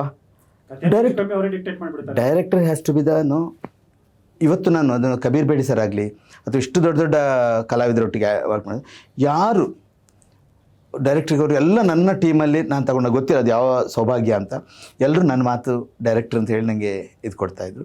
ಸಿನಿಮಾ ಅವರೆಲ್ಲ ಆ ಥರ ಮಾಡಿದ್ರಿಂದ ಈ ಮಟ್ಟದಲ್ಲಿ ಬಂದಿದ್ದ ಅನಿಸ್ತದೆ. ಬಹುಶಃ ಸ್ಟಾರನ್ನು ಹಾಕ್ಕೊಂಡಿದ್ರೆ ಬಹುಶಃ ನಾನು ಸ್ಟಾರ್ ಏನು ಹೇಳ್ತಾರೆ ನಾನು ಅದನ್ನು ತಗೋಬೇಕಾಗುತ್ತೆ. ಬಹುಶಃ ಸ್ಟಾರ್ಗಳೊಟ್ಟಿಗೆ ನನಗೆ ಸಿನಿಮಾ ಮಾಡುವಂಥ ಭಯ ಇರ್ಬೋದು. ನಾನು ಮೇ ಬಿ ಮಾಡೋದು ಕಷ್ಟ ಅನಿಸ್ಬೇಕು. ನಾನು ನೋಡ್ತೀನಲ್ಲ ದ ವೇ ದೇ ರೂಲ್. ಆಮೇಲೆ ಅವನು ಈಗ ರಾಜ್ಕುಮಾರ್ ಇವತ್ತು ಯಾಕೆ ಆ ಮೇಲು ವರ್ಗಕ್ಕೆ ಅಷ್ಟು ಮೇಲು ಸ್ಥಳ ತಗೊಂಡಿದ್ದಾರೆ ಅಂದರೆ ನಿರ್ದೇಶಕ ಅಂದರೆ ಅವರಿಗೆ ಆ ಥರ ಒಂದಿನ ಅಂತ ಅಲ್ಲಿ ಪ್ರಸಾದ್ ಸ್ಟುಡಿಯೋದಲ್ಲಿ ಪುಟ್ಟಣ್ಣ ಕಣಗಾಲ್ ಅವರು ಅದು ಶೂಟಿಂಗಲ್ಲಿದ್ದರಂತೆ ರಾಜ್ಕುಮಾರ್ ಒಳಗೆ ಚೇರ್ ಹಾಕುವಾಗ ನಂಗೆ ಸ್ವಲ್ಪ ಹಿಂದೆ ಹಾಕ್ರಿ ಚೇರ್ ನಿರ್ದೇಶಕ ಒಟ್ಟೊಟ್ಟಿಗೆ ಸರ್ ಅವ್ರು ಕೊಡ್ತಾ ಇದ್ದ ಶಂಕರ್ನಾಗ್ ಬಗ್ಗೆ ಹೇಳ್ತಾ ಇದ್ರು. ಶಂಕರ್ನಾಗ್ ಇವತ್ತು ನನ್ನ ಕಿರಿಯ ಹೇಗೆ ಅವತ್ತು ನಿರ್ದೇಶಕನಾಗಲಿಲ್ವಾ ಅವ್ರು ಹೇಳೋ ಮುಗ್ಧ ರೀತಿಯಲ್ಲಿ ಅವ್ರಿಗೆ ಆ ಮಟ್ಟ ಇದ್ದದಂತ ನಿರ್ದೇಶಕನಾಗಿರೋದು. ಅಂದರೆ ಅವ್ರು ನಿರ್ದೇಶಕರಿಗೆ ಕೊಡುವಂಥ ರೆಸ್ಪೆಕ್ಟ್, ನಿರ್ದೇಶಕ ಏನಾದ್ರೆ ಮುಗೀತು. ಇವತ್ತು ಯೋಗರಾಜ್ ಭಟ್ ಅವರು ಮುಂಗಾರು ಮಳೆ ಮಾಡಿದರು. ಬಹುಶಃ ಅದು ದೊಡ್ಡ ಮಟ್ಟದ ಒಂದು ಬಹುಶಃ ಅಲ್ಲ ಹೌದು ದೊಡ್ಡ ಮಟ್ಟದ ಹಿಟ್. ಅವಾಗ ಯಾರೂ ಸ್ಟಾರ್ ಇರಲಿಲ್ಲ ಅದರಲ್ಲಿ. He created a star. ಇವತ್ತು ಜೇಮ್ಸ್ ಕ್ಯಾಮರೂನ್ ಟೈಟಾನಿಕ್ ಮಾಡಿದರು. ಏನು ಕೇಟ್ ವಿನ್ಸ್ಲೆಟ್ ಅಂತ ಯಾರಿಗೆ ಗೊತ್ತಿತ್ತು? He brought to new artist ಮಾಡಿ. ಪ್ರತಿ ಹೀರೋ ಅದು ಡೈರೆಕ್ಟರ್ ಮೇಡ್. ಇವತ್ತು ಅವೆಟರಲ್ಲಿ there is no any hero. ಅಥವಾ ಅವ್ರು ಮಾಡಿದ ಟರ್ಮಿನೇಟರ್ ಆಗಲಿ, ಜೇಮ್ಸ್ ಕ್ಯಾಮರಾ ಹೆಚ್ಚಿನ ಸಿನಿಮಾಗಳು, ಸ್ಟೀವನ್ ಸ್ಪಿಲ್ಬರ್ಗ್ ಸಿನಿಮಾಗಳು ನೋಡಿ, ಅದು ಸ್ಟಾರ್ ಬೇಸ್ಡ್ ಸಿನಿಮಾಗಳು ಅಲ್ಲ ಅದು. ಸೊ ಇನ್ನೊಂದು ಇತ್ತೀಚೆಗೆ ಒಂದು ಸಿನಿಮಾ ಪರಿಭಾಷೆ ಆಮೇಲೆ ಸಿನಿಮಾ ನೋಡುವ ರೀತಿಯೇ ಒಂದು ದೊಡ್ಡ ಬದಲಾವಣೆ ಆಗಿದೆ ಪೋಸ್ಟ್ ಕೋವಿಡ್ ನಂತರ. ಯಾಕಂತಂದರೆ ನಾವೆಲ್ಲ ಸೋಷಿಯಲ್ ಮೀಡಿಯಾ ಮತ್ತು OTTಗೆ ತೆರೆದುಕೊಂಡ್ವಿ. ಸೊ ಆ ಕಾರಣಕ್ಕೆ ಈಗ ಜನಕ್ಕೆ ಅಂದರೆ ಶ್ರೀಸಾಮಾನ್ಯರಿಗೂ ಕೂಡ ಬೇರೆ ಬೇರೆ ದೇಶಗಳ ಮೂವಿ ಅವರದ್ದೇ ಆದ ಭಾಷೆಯಲ್ಲಿ, ನನ್ನದೇ ಆದ ಭಾಷೆಯಲ್ಲಿ ನನಗೆ ನೋಡಲಿಕ್ಕೆ ಸಿಗುತ್ತೆ. ಹೀಗಾಗಿ I am expose to many things. So ಆ ಕಲಾವಿದರು ಹೇಗೆ ಆ್ಯಕ್ಟಿಂಗ್ ಮಾಡ್ತಾರೆ, ಅವ್ರದ್ದು ಮೇಕಿಂಗ್ ಹೆಂಗಿದೆ, ಈ ಕತೆ ಏನು, ಸೊ ಎಲ್ಲ ನನಗೆ ಈಗ ನಾನೇ ಎಕ್ಸ್ಪೋಸ್ಗೆ ಒಳಗಾಗಿದ್ದೀನಿ. ಹೀಗಾಗಿ ನನಗೆ ಒಬ್ಬ ಸಾಮಾನ್ಯ ಪ್ರೇಕ್ಷಕನಾಗಿ ನನಗೆ ತುಂಬ ನಿರೀಕ್ಷೆಗಳಿರ್ತವೆ. ಯಾವುದೇ ಒಂದು ಸಿನಿಮಾ ಬರಲಿ, ಅದು ಪರ್ಟಿಕ್ಯುಲರ್ಲಿ ನನ್ನ ನೆಲದ ಸಿನಿಮಾ, ನನ್ನ ಕನ್ನಡ ಸಿನಿಮಾ ಅಂದಾಗೆ ನನಗೆ ಇನ್ನೂ ತುಂಬ ನಿರೀಕ್ಷೆಗಳಿರ್ತವೆ. ಯಾಕಂದ್ರೆ ನಾನು ಏನೆಲ್ಲ ನೋಡ್ತೀನಿ, ಯಾಕೆ ನನ್ನ ಮೂವಿ ಹಾಗಿಲ್ಲ, ಯಾಕೆ ನನ್ನ ಮೂವಿ ಹೀಗಿಲ್ಲ, ಯಾಕೆ ಇವ್ರು ಹೇಗೆ ಆ್ಯಕ್ಟ್ ಮಾಡಿಲ್ಲ, ಯಾಕೆ ಈ ಥರ ಕತೆ ಇಲ್ಲ ಅಂತೆಲ್ಲ ಯೋಚನೆ ಮಾಡ್ತೀನಿ. ಸೊ ಇದನ್ನ ನಮ್ಮ ನಿರ್ಮಾಪಕರು, ನಮ್ಮ ಕತೆಗಾರರು, ನಮ್ಮ ನಿರ್ದೇಶಕರು, ನಮ್ಮ ಕಲಾವಿದರು ಯೋಚನೆ ಮಾಡ್ತಾ ಇದ್ದಾರೆ ಅಂತೀರಾ? ಅಂದರೆ ಈಗ ಅದನ್ನು ಇಂಡಿವಿಜುವಲ್ ನಾನು ನೋಡಿದರೆ ನಾನು ಡಬ್ಡ್ ಫಿಲ್ಮನ್ನು ನೋಡ್ಲಿಕ್ಕೆ ಇಷ್ಟಪಡಲ್ಲ. ಈಗ ಕೊರಿಯನ್ ಫಿಲ್ಮ್ ಆದರೆ I want to see in the Korean language only. ಆಗಲೇ ಅದರದ್ದು, ಯಾಕಂದರೆ ಈಗ ನಾವು ಅದನ್ನು ಡಬ್ ಮಾಡಿದರೆ ನಮ್ಮ ಸಂಸ್ಕೃತಿ, ನಮ್ಮ ಕಲ್ಚರಿಗೆ ಅದು ಒಗ್ಗಿಕೊಂಡು ಅದನ್ನು ನಾವು ಮೈಂಡ್ ಕನ್ವರ್ಟ್ ಆಗುವಾಗ we may not lose that interest. ಅದರದೊಂದು ಎಂಟಿಟಿ, ಅದರ ಒಂದು ಸ್ಯಾಂಟಿಟಿ ಅದು ಎರಡು ಕಳೆದು ಹೋಗುವ ಸಾಧ್ಯತೆ ಇರುತ್ತೆ. ಆದ್ದರಿಂದ ಭಾಷೆಗಳು ನಾವು ಪ್ರತಿದಿನ ಅಥವಾ ಎವ್ರಿ ಟೈಮ್ ನಾವು ಹೋಗಿ ಕೊರಿಯನ್ ಫಿಲ್ಮ್ ಆಗಲಿ ಅಥವಾ ಹಾಲಿವುಡ್ ಫಿಲ್ಮ್ ಆಗಲಿ TVಗಳಲ್ಲಿ OTTಗಳಲ್ಲಿ ನೋಡೋಲ್ಲ. ನಾವು ನಮಗೆ ಇಷ್ಟಪಟ್ಟಂಥ ನಮಗೇನು ಕನ್ನಡ ಸಿನಿಮಾಗಳು ನೋಡ್ತೀವಿ, ನಮ್ಮ ದೇಶ ಸಿನಿಮಾಗಳು ನೋಡ್ತೀವಿ, ಸೌತ್ ಫಿಲ್ಮ್ಗಳನ್ನ ನೋಡ್ತೀವಿ. ಅದು ಕೊಡೋಷ್ಟು ಒಂದು ಏನು ಸ್ವಂತಿಕೆ ಅಥವಾ ನಮ್ಮದೇ ಅನ್ನುವಂಥ ಫೀಲ್ ಬೇರೆದು ಕೊಡಲಿಕ್ಕೆ ಆಗೋಲ್ಲ. ಮತ್ತು ಕತೆ ವಿಚಾರದಲ್ಲಿ ಒಂದು ಏನಂತದೆ ಫಾರ್ಮುಲಾ ಒಂದಿದೆ, ಹೀರೋಯಿಸಮ್ ಫಾರ್ಮುಲಾ. ಆ ಫಾರ್ಮುಲಾವನ್ನು ಇವತ್ತು ಸರ್ ನಾನೀಗ ಅದನ್ನು, ಯಾಕಂದರೆ ಇಲ್ಲಿ ದೊಡ್ಡ ದೊಡ್ಡ ಡೈರೆಕ್ಟರ್ಗಳು ಬಂದು ಹೋಗಿದ್ದಾರೆ ನಮ್ಮ ಕನ್ನಡದಲ್ಲಿ, ಭಾಳಷ್ಟು ಅನುಭವಿಶಾಲಿ ಡೈರೆಕ್ಟರ್ಗಳು. ಹಿಂದೆ ಒಂದು ಟೈಮಲ್ಲಿ ಇವತ್ತು ನಾವು ಪ್ಯಾನ್ ಇಂಡಿಯಾ ಹೇಳ್ತೀವಿ ಸರ್. ನಾಗರಹೊಳೆ, ರಾಜನ್ ಸಿಂಗ್ ಬಾಬು ಮಾಡಿರೋ ಸರ್ ಮಾಡಿರೋ ನಾಗರಹೊಳೆ ಆಗ 13 ಭಾಷೆಗೆ ಹೋಗಿತ್ತು ಅಲ್ವಾ. ನಮ್ಮ ಆ್ಯಕ್ಟ್ರ್ ಕಲ್ಪನಾ ಹಿಂದಿನ ಆ್ಯಕ್ಟ್ರ್, ಅವರು ರಷ್ಯಾಗೆ ಬ್ರ್ಯಾಂಡ್ ಅಂಬಾಸಿಡರ್ ಆಗಿ ಅವರನ್ನು ಇನ್ವೈಟ್ ಮಾಡಿದರು. ಸೊ ನಮ್ಮಲ್ಲಿ ಭಾಳಷ್ಟು ಒಂದು ಟೈಮಲ್ಲಿ ಇಡೀ ಸೌತ್ ಇಂಡಸ್ಟ್ರಿ ನಮ್ಮ ಕನ್ನಡಕ್ಕೆ ನಾವು ತಗೊಂಡಂಥ ರಾಷ್ಟ್ರ ಪ್ರಶಸ್ತಿಗಳಾಗಿರ್ಬೋದು, ನಮ್ಮ ಸಾಹಿತ್ಯ. ಬಟ್ ನಾವು ಯಾರು ಅದನ್ನು ಈ ಸ್ಟಾರ್ಗಳು, ನನ್ನದೊಂದು ರಿಕ್ವೆಸ್ಟ್, ನೀವು ನೋಡಿ ಡೈರೆಕ್ಟ್ ಪ್ರೊಡ್ಯೂಸರ್ ಸ್ಟಾರ್ಗಳನ್ನ ನೋಡ್ಕೊಂಡು ದುಡ್ಡು ಹಾಕ್ತಾರಲ್ಲ, ಸ್ಟಾರ್ಸ್ ಇನ್ನೂ ಹೆಚ್ಚು ಜವಾಬ್ದಾರಿ ತಗೊಳ್ಬೇಕು. ಈಗ ಅವರು ಕಥೆಗಳನ್ನು ಸೆಲೆಕ್ಟ್ ಮಾಡಿ ಓದಬೇಕು ಅವರು, ಅಥವಾ ಅವ್ರಿಗೆ ಓದುವಂಥ ಒಂದು ಅಭ್ಯಾಸ ಇಲ್ಲದ್ರೆ ಇನ್ನೊಬ್ಬರಿಂದ ಓದಿಸಿ ಕಥೆಯನ್ನು ತಗೊಂಡು ಇಂಥ ಕಥೆಗಳನ್ನ ಮಾಡಿ. ನಮ್ಮಲ್ಲಿ ಎಷ್ಟೋ ಕಥೆಗಳಿದೆ ಸರ್, ಭಾಳ ಅದ್ಭುತ. ಈಗ ಶಂಕರ್ನಾಗ್ ಅವರನ್ನು ಮಾಡ್ತಾಯಿದ್ರು ನಮ್ಮ ಕಥೆಗಳು, ಮಾಲ್ಗುಡಿ ಡೇಸ್ ಆಗಿರ್ಬೋದು, ನಾಗಮಂಡಲ ಮಾಡ್ಲಿಕ್ಕೆ ಹೊರಟಿದ್ರು. ಬಟ್ ಅದು ಈಗ ಅದೇ ಮತ್ತೆ ಬಿಕಾಸ್ ರೀಡೇಬಿಲಿಟಿ ಕಡಿಮೆ ಆಗಿದೆ, ರೀಡರ್ಸ್ ಕಡಿಮೆ ಆಗಿದ್ದಾರೆ. ಸರ್ ಒಂದು ಸ್ವಲ್ಪ ಅದರ ಕಡೆ ನಾವು ಮಾಡಿದರೆ ಬಹುಶಃ ಇನ್ನೂ ಅದ್ಭುತ ಸಿನಿಮಾಗಳು ಬಂದಿರ್ಬೋದು. ಇನ್ನೂ ನಾವು ಈಗ ಒಬ್ಬ ಸ್ಟಾರ್ ಅಂತ ಆದರೆ ಮತ್ತೆ ಏನು ಬಿಲ್ಡಪ್ ಶಾಟ್ಸ್ಗಳು, ಲುಕ್, ಸಿಗರೇಟ್, ಅದು ನಾವು ಬೇರೆ ಎಲ್ಲ ಕಡೆ ಸಿಗುತ್ತೆ. ನೀವು ಒಮ್ಮೆ ಸ್ಟಾರ್ ಅಂತ ಆಯಿತಾ, ನಿಮಗೆ ಜವಾಬ್ದಾರಿ ಇದೆ. ನಾವು ಇಂಡಸ್ಟ್ರಿಯನ್ನು ಬೆಳೆಸುವಂಥ ಒಂದು ಜವಾಬ್ದಾರಿ ಇದೆ ಅವರಿಗೆ. ಅವರಿಂದ ಅವರು ಶುಡ್ ಬಿ ಮೋರ್ ನಾಲೆಜೇಬಲ್. ಯಾಕಂದರೆ ಈಗ ಯಾವತ್ತೂ ಇಂಡಸ್ಟ್ರಿ ಡೈರೆಕ್ಟರ್ಗಳ ಕೈ ತಪ್ಪಿ ಹೋಗ್ತಾ ಇದೆ, ಸ್ಟಾರ್ಗಳ ರೂಲಿಂಗ್ ಅಂತ ಆಗ್ತಾ ಇರಬೇಕಾದ್ರೆ ಸ್ಟಾರ್ಸ್ ಸ್ವಲ್ಪ ಹೆಚ್ಚು ಜವಾಬ್ದಾರಿಯುತವಾಗಿ ಮಾಡಬೇಕು. ಅವರು ಕನ್ನಡದ ಒಳ್ಳೊಳ್ಳೆ ಕಥೆಗಳನ್ನು ತಗೊಂಡು ಹೇಳಬೇಕು ಪ್ರೊಡ್ಯೂಸರಿಗೆ, ನನ್ನ ಮೇಲೆ ದುಡ್ಡು ಹಾಕ್ತೀರಾ ನೋಡಿ ಈ ಕತೆ ತಗೊಳ್ಳಿ, ನಮ್ಮ ಭಾಷೆ ಬೆಳೆಯುತ್ತೆ, ನಮ್ಮ ನೆಲದ ನಮ್ಮತನ ಬೆಳೆಯುತ್ತೆ. ಆವಾಗ ಡೋಂಟ್ ಗೋ ಫಾರ್ ಅಲ್ಲಿ ಅದು ಹಿಟ್ ಆಯಿತು ಅಂತ ಹೇಳಿ ಸಿನಿಮಾ ಇಲ್ಲಿ ನನಗೆ ಅದರ ರೈಟ್ಸ್ ತಂದೆ ರಿಮೇಕ್ ಮಾಡಿ, ಅದರಿಂದ ನಮ್ಮತನ ನಾವು ಕಡಿಮೆ ಮಾಡ್ಕೊಳ್ತಾ ಇದ್ದೇವೆ. ನಿಮ್ಮ ಕೊರಗಜ್ಜ ಮೂವಿದು ತುಂಬ ಕೋಟ್ಯಂತರ ರೂಪಾಯಿ ಹಾಕಿದ್ದೀರಾ. ಸೊ ಒಂದು ದೊಡ್ಡ ಮಟ್ಟದ ನಿರೀಕ್ಷೆ ಕೂಡ ನಿಮಗಿದೆ. ಸೊ ಯಾವಾಗ ರಿಲೀಸ್ ಮಾಡ್ತಾ ಇದ್ದೀರಿ? ಸೊ ಏನೆಲ್ಲ ನಿರೀಕ್ಷೆಗಳಿವೆ, ಪ್ರೇಕ್ಷಕನಿಗೆ ಏನು ಹೇಳಕ್ಕೆ ಇಷ್ಟಪಡ್ತೀರಾ? ಸರ್ ನಾನೀಗ ಬನ್ನಿ ನನ್ನ ಸಿನಿಮಾ ಚೆನ್ನಾಗಿದೆ ಅಂತ ಹೇಳಿದ್ರೆ ಎಲ್ಲ ಡೈರೆಕ್ಟರ್ಗೆ ಹೇಳ್ತಾರೆ, ಎಲ್ಲ ಕಡೆ ಹೇಳ್ತಾ ಇದ್ದಾರೆ. ಅದು ನಾನು ಹೇಳೋಕ್ಕಿಂತ ಏನು ಗೊತ್ತಾ ಸರ್, ನಾನೀಗ ಹೆಚ್ಚಿನವ್ರು ನನಗೆ ಬಂದು ಸಿನಿಮಾದ ಬಗ್ಗೆ ಮಾತಾಡಿ ಇಂಟರ್ವ್ಯೂ ಕರೀತಾರೆ. ನಾನು ಹೇಳ್ತೀನಿ, ನಾನು ಇಂಟರ್ವ್ಯೂ ಕರೆದು ನೀವೇನು ಹೇಳ್ತೀನಿ, ನಾನು ನನ್ನ ಸಿನಿಮಾನ ಹೊಗಳ್ಬೇಕಲ್ವ, ನನಗೆ ಜನರಲೈಸ್ ಟಾಪಿಕ್ ಬಗ್ಗೆ ಮಾತಾಡಬೇಕು. ಇವತ್ತು ಭೂತಾರಾಧನೆ ಬಗ್ಗೆ ಮಾತಾಡಬೇಕು, ಸೋಷಿಯಲ್ ಇಶ್ಯೂಸ್ ಬಗ್ಗೆ ಮಾತಾಡಬೇಕು. ಸೊ ಆದ್ದರಿಂದ ನಾನೀಗ ನನ್ನ ಸಿನಿಮಾದ ಪ್ರಮೋಷನ್ಗೋಸ್ಕರ ನಾನು ಡೈರೆಕ್ಟ್ ಬಂದು ನಾನು ಕೂತು ಮಾತಾಡೋಲ್ಲ. ನಾವು ಪ್ರಮೋಷನ್ನ ವಿಂಗ್ ಬೇರೆದು ಆ ಥರ ಪ್ರಮೋಟ್ ಮಾಡ್ತಾ ಇದ್ದೇವೆ ಸಿನಿಮಾನ. ಆದರೆ ಒಂದು ಈ ಥರದ ಕತೆ ಏನು ಆದಿವಾಸಿ ಕೊರಗಜ್ಜನ ಕತೆ ನೀವೇನು ನಾವು ಕಮರ್ಷಿಯಲ್ ಅನ್ನುವಂಥದ್ದು ಜನರಲೈಸ್ ವೇಯಲ್ಲಿ ನಾವೊಂದು ಏನು ರೀತಿಯಲ್ಲಿ ನಾವು ಅದನ್ನು ನೋಡ್ತೀವಿ, ಆ ಮಟ್ಟದಲ್ಲಿ ಇದು ಹೇಗೆ ಆಗಿದೆ. ಮತ್ತು ಒಂದು ಇಂಟರ್ನ್ಯಾಷನಲ್ ಸ್ಟ್ಯಾಂಡರ್ಡ್ ಸೌಂಡ್ ಕ್ವಾಲಿಟಿ ಆಗಿರ್ಬೋದು, ಪಿಕ್ಚರ್ ಕ್ವಾಲಿಟಿ ಆಗಿರ್ಬೋದು, VFX ಆಗಿರ್ಬೋದು, ನಮ್ಮ ನಟರುಗಳು ಅದೆಲ್ಲೊಂದು ಎಂಜಾಯ್ ಮಾಡಬೇಕಾದ್ರೆ don't see at only director's point of view. Because director ಏನು ಮಾಡಿದಾರೆ ಅಂತ ನಾನು ಅದನ್ನು ಹೇಳೋದಲ್ಲ, ಅದನ್ನು ಜನರು ನೋಡಿ ಹೇಳಬೇಕು. ಅವನು ಏನು ಕೆಲಸ ಮಾಡಿ, ಏನು ಕಸು ಮಾಡಿದ್ದಾನೆ. ಈ ಸಿನಿಮಾದ ಹಾಡುಗಳಾಗಲಿ, ಈಗ ಹಾಡೋದೇ ಈಗ ಒಂದು ಗುಳಿಗ ಸಾಂಗ್ ತುಂಬ ಅದಕ್ಕೆ ಒಳ್ಳೆ ರೆಸ್ಪಾನ್ಸ್ ಬರ್ತಾ ಇದೆ. ಈಗ ಶ್ರೇಯಾ ಘೋಷಾಲ್ ಮತ್ತು ಶಂಕರ್ ಮಹೋದಯ ಈ 2-3 ದಿನದಲ್ಲಿ ರಿಲೀಸ್ ಮಾಡ್ತಾ ಇದ್ದೇನೆ. ಅದು ಇನ್ನೊಂದು ಮಟ್ಟದ ಒಂದು ಗೋಪಿದು ಒಂದು ವೆರಿ ಯುನಿಕ್ ಒಂದು ಕಲ್ಪನೆ ಗೋಪಿ. ನನಗೆ ಅವ್ರಿಗೆ ಎಷ್ಟು ಥ್ಯಾಂಕ್ಸ್ ಹೇಳಬೇಕು ಗೊತ್ತಾಗಲ್ಲ, ಅಷ್ಟು ಚೆನ್ನಾಗಿ ಒಂದು ಟ್ಯೂನ್ ಕಂಪೋಸ್ ಮಾಡಿದ್ದಾರೆ. ಸಾಹಿತ್ಯ ಕೂಡ ಅದು ನಾನು ಬರ್ತಿದ್ದೇನೆ. ಸೊ ನಿಮಗೇನು ಸರ್ ಒಂದು ಅದ್ಭುತ ನಟರ ಏನು ಪಾಕದ ಅನುಭವವನ್ನು ಮಾಡಬೇಕಾದ್ರೆ ಕೊರಗಜ್ಜ ಬಂದು ನೋಡಿ. ಆಮೇಲೆ ದೈವಿ ಶಕ್ತಿ ನಮ್ಮನ್ನು ಎಷ್ಟು ಈ ಸಿನಿಮಾಕ್ಕೆ ಸಪೋರ್ಟ್ ಮಾಡ್ತಾ ಇದೆ ಅನ್ನುವ ಅನುಭವ ಕೂಡ ಆಗಬೇಕಾದ್ರೆ ಈ ಸಿನಿಮಾ. ಇದನ್ನು ಒಂದೇ ಅಂದರೆ ಪ್ರೇಕ್ಷಕರಿಗೆ ಏನು ಹೇಳಲಿಕ್ಕೆ ಇಷ್ಟಪಡ್ತೇನೆ, ಇದು ಕಾಂತಾರ ರೀತಿಯ ಸಿನಿಮಾ ಅಲ್ಲ. ನಾನು ಕಾಂತಾರಗಿಂತ ಹಿಂದೆಯೇ ಅದನ್ನು ತಯಾರು ಮಾಡಿರುವಂಥದ್ದು. ಆ್ಯಂಡ್ ನನ್ನ ಸಿನ್ಸಿಯರ್ ರಿಕ್ವೆಸ್ಟ್, ದೈವಾರಾಧನೆಯ ನೆಪದಲ್ಲಿ ಸಿನಿಮಾ ಮಾಡುವಂಥ ರಿಷಬ್ಗಾಗಲಿ ಅಥವಾ ನಮ್ಮ ತಂಡದ ಯಾರಿಗೂ ಕೆಟ್ಟ ಕಮೆಂಟ್ ಮೂಲಕ ನಿಂದಿಸಬೇಡಿ. ನಿಮ್ದು ಏನಾದರೂ ಇದ್ದರೆ ನಮ್ಮ ಇಮೇಲ್ ಐಡಿಗಳನ್ನು ನಾವು ಇಡ್ತೇವೆ, ನಮ್ಮದು ಸೋಷಿಯಲ್ ಮೀಡಿಯಾದಲ್ಲಿ ನಾವಿದ್ದೇವೆ. ನಮಗೆ ನೇರವಾಗಿ ನಿಮ್ಮ ಇದನ್ನು ಸಲಹೆ ಸೂಚನೆ ಕೊಡಲಿ, ಖಂಡಿತ ಅದನ್ನು ಸ್ವೀಕಾರ ಮಾಡ್ತೀವಿ. ತಪ್ಪುಗಳಿದ್ರೆ ನಮ್ಮನ್ನು ತಪ್ಪಿದರೆ ಅದನ್ನು ತಿದ್ದುವವರು ನೀವಲ್ವಾ. We can't dictate them, you do like this, but you tell me what we have to do.